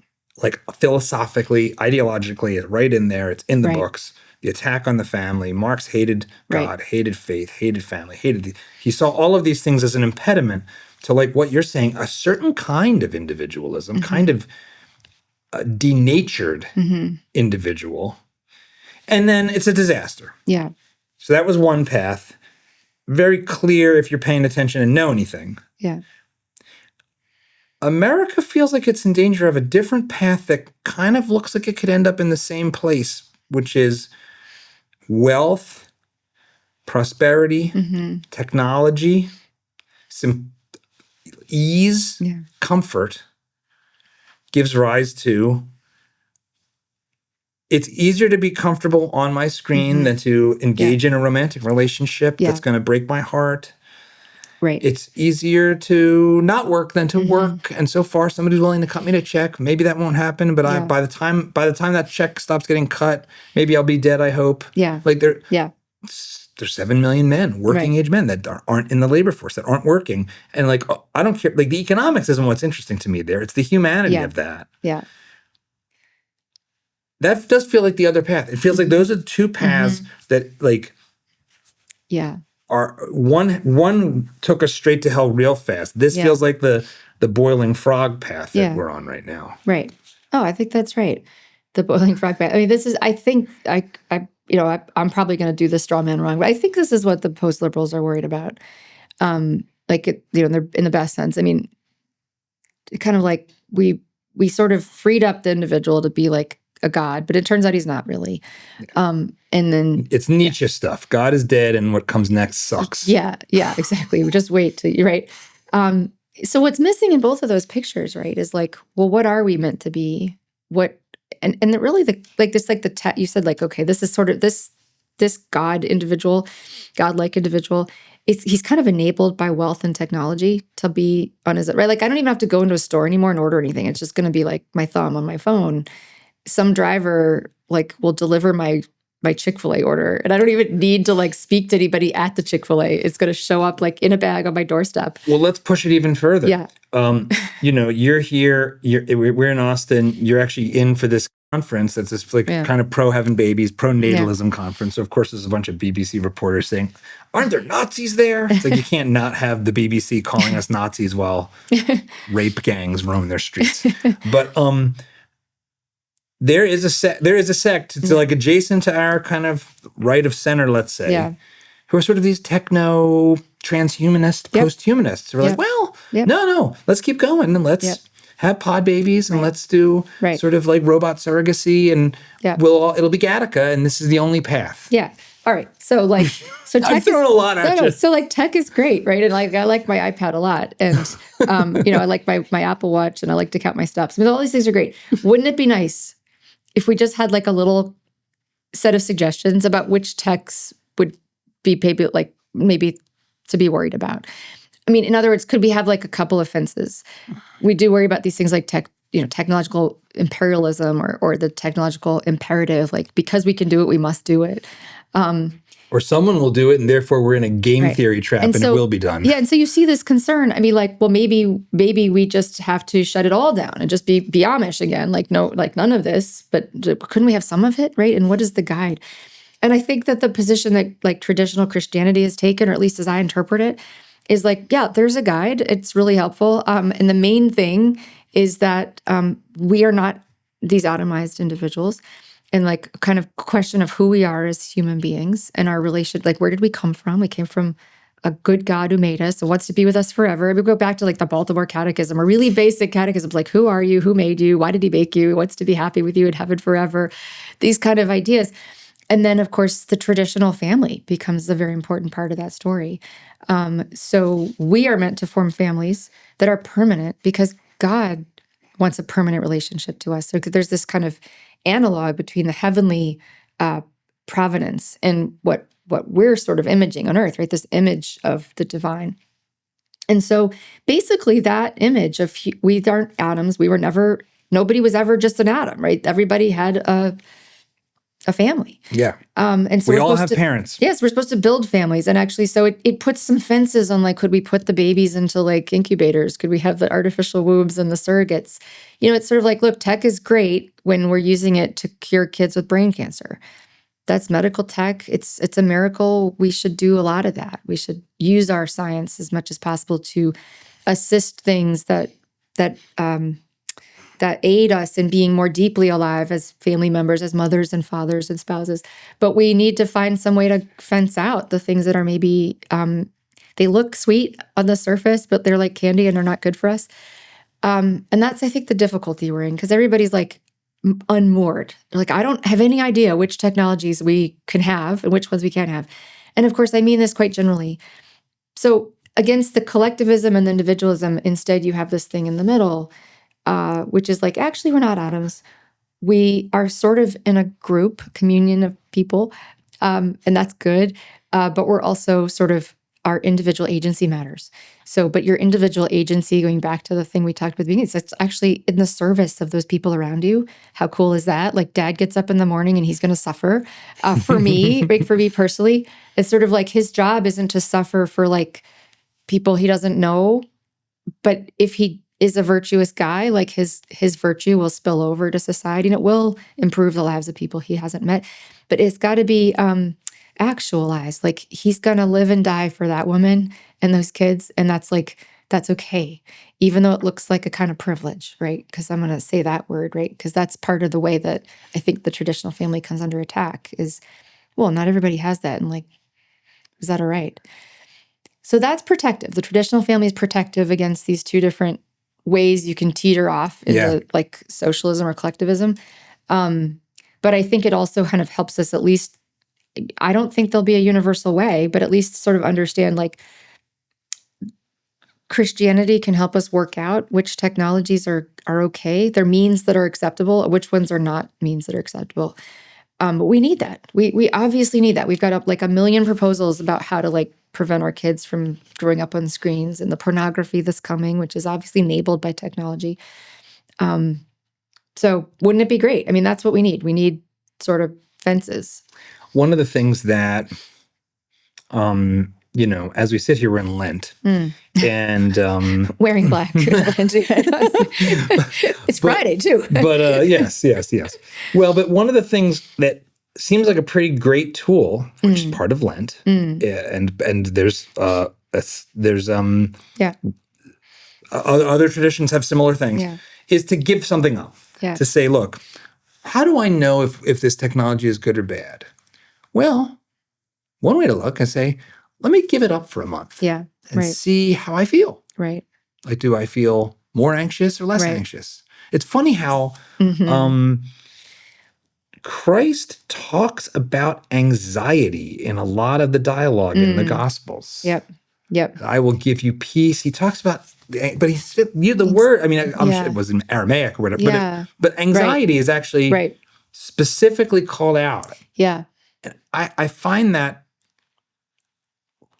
as if it reads as if it has been projected straight into our time, straight into our moment from 2,000 years ago. Yeah, you mean we didn't invent anxiety just for us right now? Yeah, that's an amazing point. But it's a really good point, because it's like a very common sense way to think about, like, well, what are the signs? What are the signs that maybe I wasn't made for this, or this technology isn't making me better, it's making me worse? A dear friend of mine who has a sort of new age type of philosophical framework for things. I asked, like, and he dabbled with Christianity, and ultimately it was like, I was unsatisfied by the Christian answer to the problem of evil. Like, why is there evil? Yeah. Like, what is this? And I know this is actually a deep problem. We've talked a lot about suffering and about that, maybe there's an answer in there to some extent, that well, if you're going to have freedom, Yeah. you're going to have suffering. Because if you don't have freedom, which means you can make bad choices that end up hurting real bad, Right. and doing terrible things, Right. well, then you probably don't have freedom, because we are this thing that can make terrible choices that even we regret. Right. So, like, how do you think about that? Because I've been grappling with this, and the best I've come up with, aside from very theological things like, well, the answer is Christ on the cross. I'm not mocking that. It's just like, that's a very kind of theological answer. But like, the other answer is, well, you don't get, there is, suffering and freedom are inextricably connected, because we can make bad choices, bad choices by our own account. Yeah. How do you think about that? Yeah, I think, well, I would certainly agree that we have to go to that theological place quickly, because I think you could come up with some sort of Stoic philosophy, and a lot of people have found comfort in that and have like lived it to a very high level, right? But I think that it's interesting you put it that way, right? So like you go from suffering to freedom. Interestingly, when the church, that social teaching, one of the things that came up right away was like, what do we think about freedom? And like, how, the church hasn't exactly been known over time to be the champion of the free society. I'm now being a little facetious, but like Hayek says this at one point. He's like, well, if we wanted to figure out what it would really look like we couldn't turn to the church. Why can we turn to this organization that founded all of the universities in Europe? Right. Exactly. So, at least you would say, like, well, you find these treatises, you're looking at the political thinkers, the philosophers, the patriots, the people who are like, whatever. Yeah. Okay. So interesting. But when Pope Leo decides to write a letter on suffering, on freedom, he doesn't go to suffering, but he doesn't begin by saying, well, like, obviously freedom is a terrible thing. And like people like Mill are just, whatever, they're on the blacklist. He says, like, actually, this is like freedom is something we have to sort of recognize as like the great gift. And it's really, really special. And it's what kind of marks us out. And so it's not this sort of thing that we should make fun of. Like, are we enjoying our liberty yet? There's all the memes about, how much freedom we have. You don't get to make fun of it because it's a really deadly serious thing. But it's like, how you say like anxiety is like a sign maybe that, well, freedom is this sort of thing where you kind of go like, it's always present when there's sort of matters of life and death around, matters of suffering and pain, because people can use their freedom badly, which has to tell us something like either we are in a very twisted universe, like where the God is a really terrible God, right? Or actually it's really great, right? Like actually the endpoint is really great. We have to sort of see through that, which is why I think you have to part the veil and ask like what's on the other side. I actually think that Jesus on the cross is not the place to start. It's actually sort of like maybe like right. It's not like this justifies it. We know that Jesus didn't have to die on the cross to save us. He could have just like snapped his fingers. He could have just snapped his fingers. Like he does this. He says why? He's like, well, look, suffering's going to be part of how you navigate your freedom because, as you said, we got to be free to do bad stuff. And that would still be true even if Jesus hadn't died on the cross. At least that's how I interpret it. I'm not a theologian here. But it would still be a justification, meaning the suffering is the price we have to pay for this good of freedom. So you have to ask, like, well, how good is freedom? Like, well, that's where parting the veil matters. Like, what is on the other side of that freedom? And that's where the church is like, well, it's really good. It's not like a little bit good. It's really good, right? Because what it does for us is it gives us this opportunity to choose God freely. It is to think about being a parent. And, I'm at, Lisa and I are at this moment. We have one son. So we are in the one non-replacement category. That's very good. So I'm sorry. Sorry. How dare I? How dare I be a promoter? Yeah. I'm not a net promoter myself. Shame on you. But at his age, he's coming into adulthood. Yep. And one of the interesting moments that this represents is you have to let go. You Yeah. know, Yeah. I mean, Yeah. you're not totally letting go. It's like it's not like you're still, but they do have to go out there and make their own mistakes for themselves and build their life. Right. And if I think about, if I just anthropomorphize like God the Father, Right. like, well, what kind of father do I want to be? Well, I want to be one that wants what's best for my son, Right. which means I think I have to let him become who he wants to be Right. and figure out what it means to live the good life. Right. And if I'm just there hovering until I die, he will be a disaster. He will be a mess. And we know that. Right. So that tells us something about how, like, we have to set them free. Yeah. If you love them, set them free. There's something that's true. If it's, if we are made in his image, then that's got to tell us something about the nature of this world, right? Yeah. And you'd think, okay, so whatever's behind the veil must be really important to justify, this kind of badness. And you'd think, like, well, has anybody suggested that to it? I mean, like, well, okay, St. Paul's like, well, actually, I sort of had a glimpse, and like, you've never seen anything like this. Eye hasn't seen, ear hasn't. So actually, there's this long tradition of saying, like, this is faith. I mean, that faith endures these things, but also kind of has to trust. Like, I didn't make myself. I didn't put myself here. And here's the piece that I think, at least I know I hang my hat on in the dark times, right?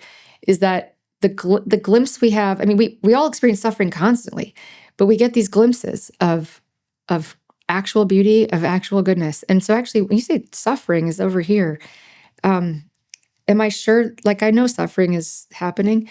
I'm experiencing it. Do I also know that things that are truly good exist and are really beyond my comprehension? They're so good. The truth is I do, like, and I affirm them as good, and I recognize I didn't create those things, and I don't think they're random accidents, right? So those things have to be connected, right? So then I think, okay, I'm kind of willing to suspend the judgment here. Like, I'm willing to kind of live with the mystery. Granted, I don't think I have an alternative in a certain sense. Like, this is a story that makes sense. It takes this evil and explains it to me. It's like it ties it all up in a sense. It doesn't make it understandable. It doesn't make it like, it's like, I don't think I would have done it this way, right? But I'm like, well, but I also know that the best things I've enjoyed in life are things that I don't fully understand, just like I don't understand suffering. And they're so good that I have to thank the God who made all those good things, because I know I didn't make them, that he's good enough to sort of like have the balance right, worked out the balance. But that is an act, like, there's, when you see really, really bad things, I think it's a big step. I think about, there's a scene in the movie The Matrix where Morpheus is tied up and the Agent Smith is talking to him about the nature of the Matrix, and that, they tried at first to create something that would be the perfect utopia. And you rejected it. So we put you in this moment in time. This is the height of your civilization. And it's a time of suffering. It's a time that's messy, that has highs and lows and goods and bad. Yeah. And it's said with spite. Yeah.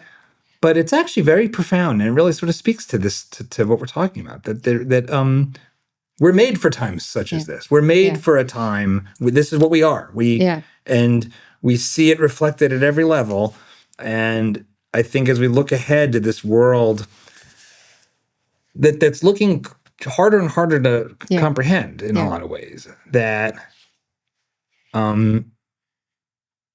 keep it simple, stupid is probably going to be really more important than ever. Yeah. Yeah. As we march into like the next, even the next 10 years. Yeah. How do you think about where we're headed and what having kids does for us, as individuals, to head into this new world, this world that's already being disrupted a lot, and seems like it's going to get disrupted in ways that are faster and different than before. Right. Yeah. Well, at the moment, it's it's an available act of rebellion against that, right? There's like, so there's this transhumanist thing and all this other, right? There's just like a great act of rebellion. It's like, this is something that my grandmother and my great grandmother and all of those people who had never gotten off of a horse, got into a car, they'd never drank milk out of a bottle. I mean, you keep going back. Like, actually, this was very powerful after I had my first son. I had a really bad birth. Like, the birth story was terrible, and I was like traumatized for months. But even though I felt really traumatized, I thought I'd never have another kid until I figure out what the heck happened. Like, let's hold everything until we figure it out.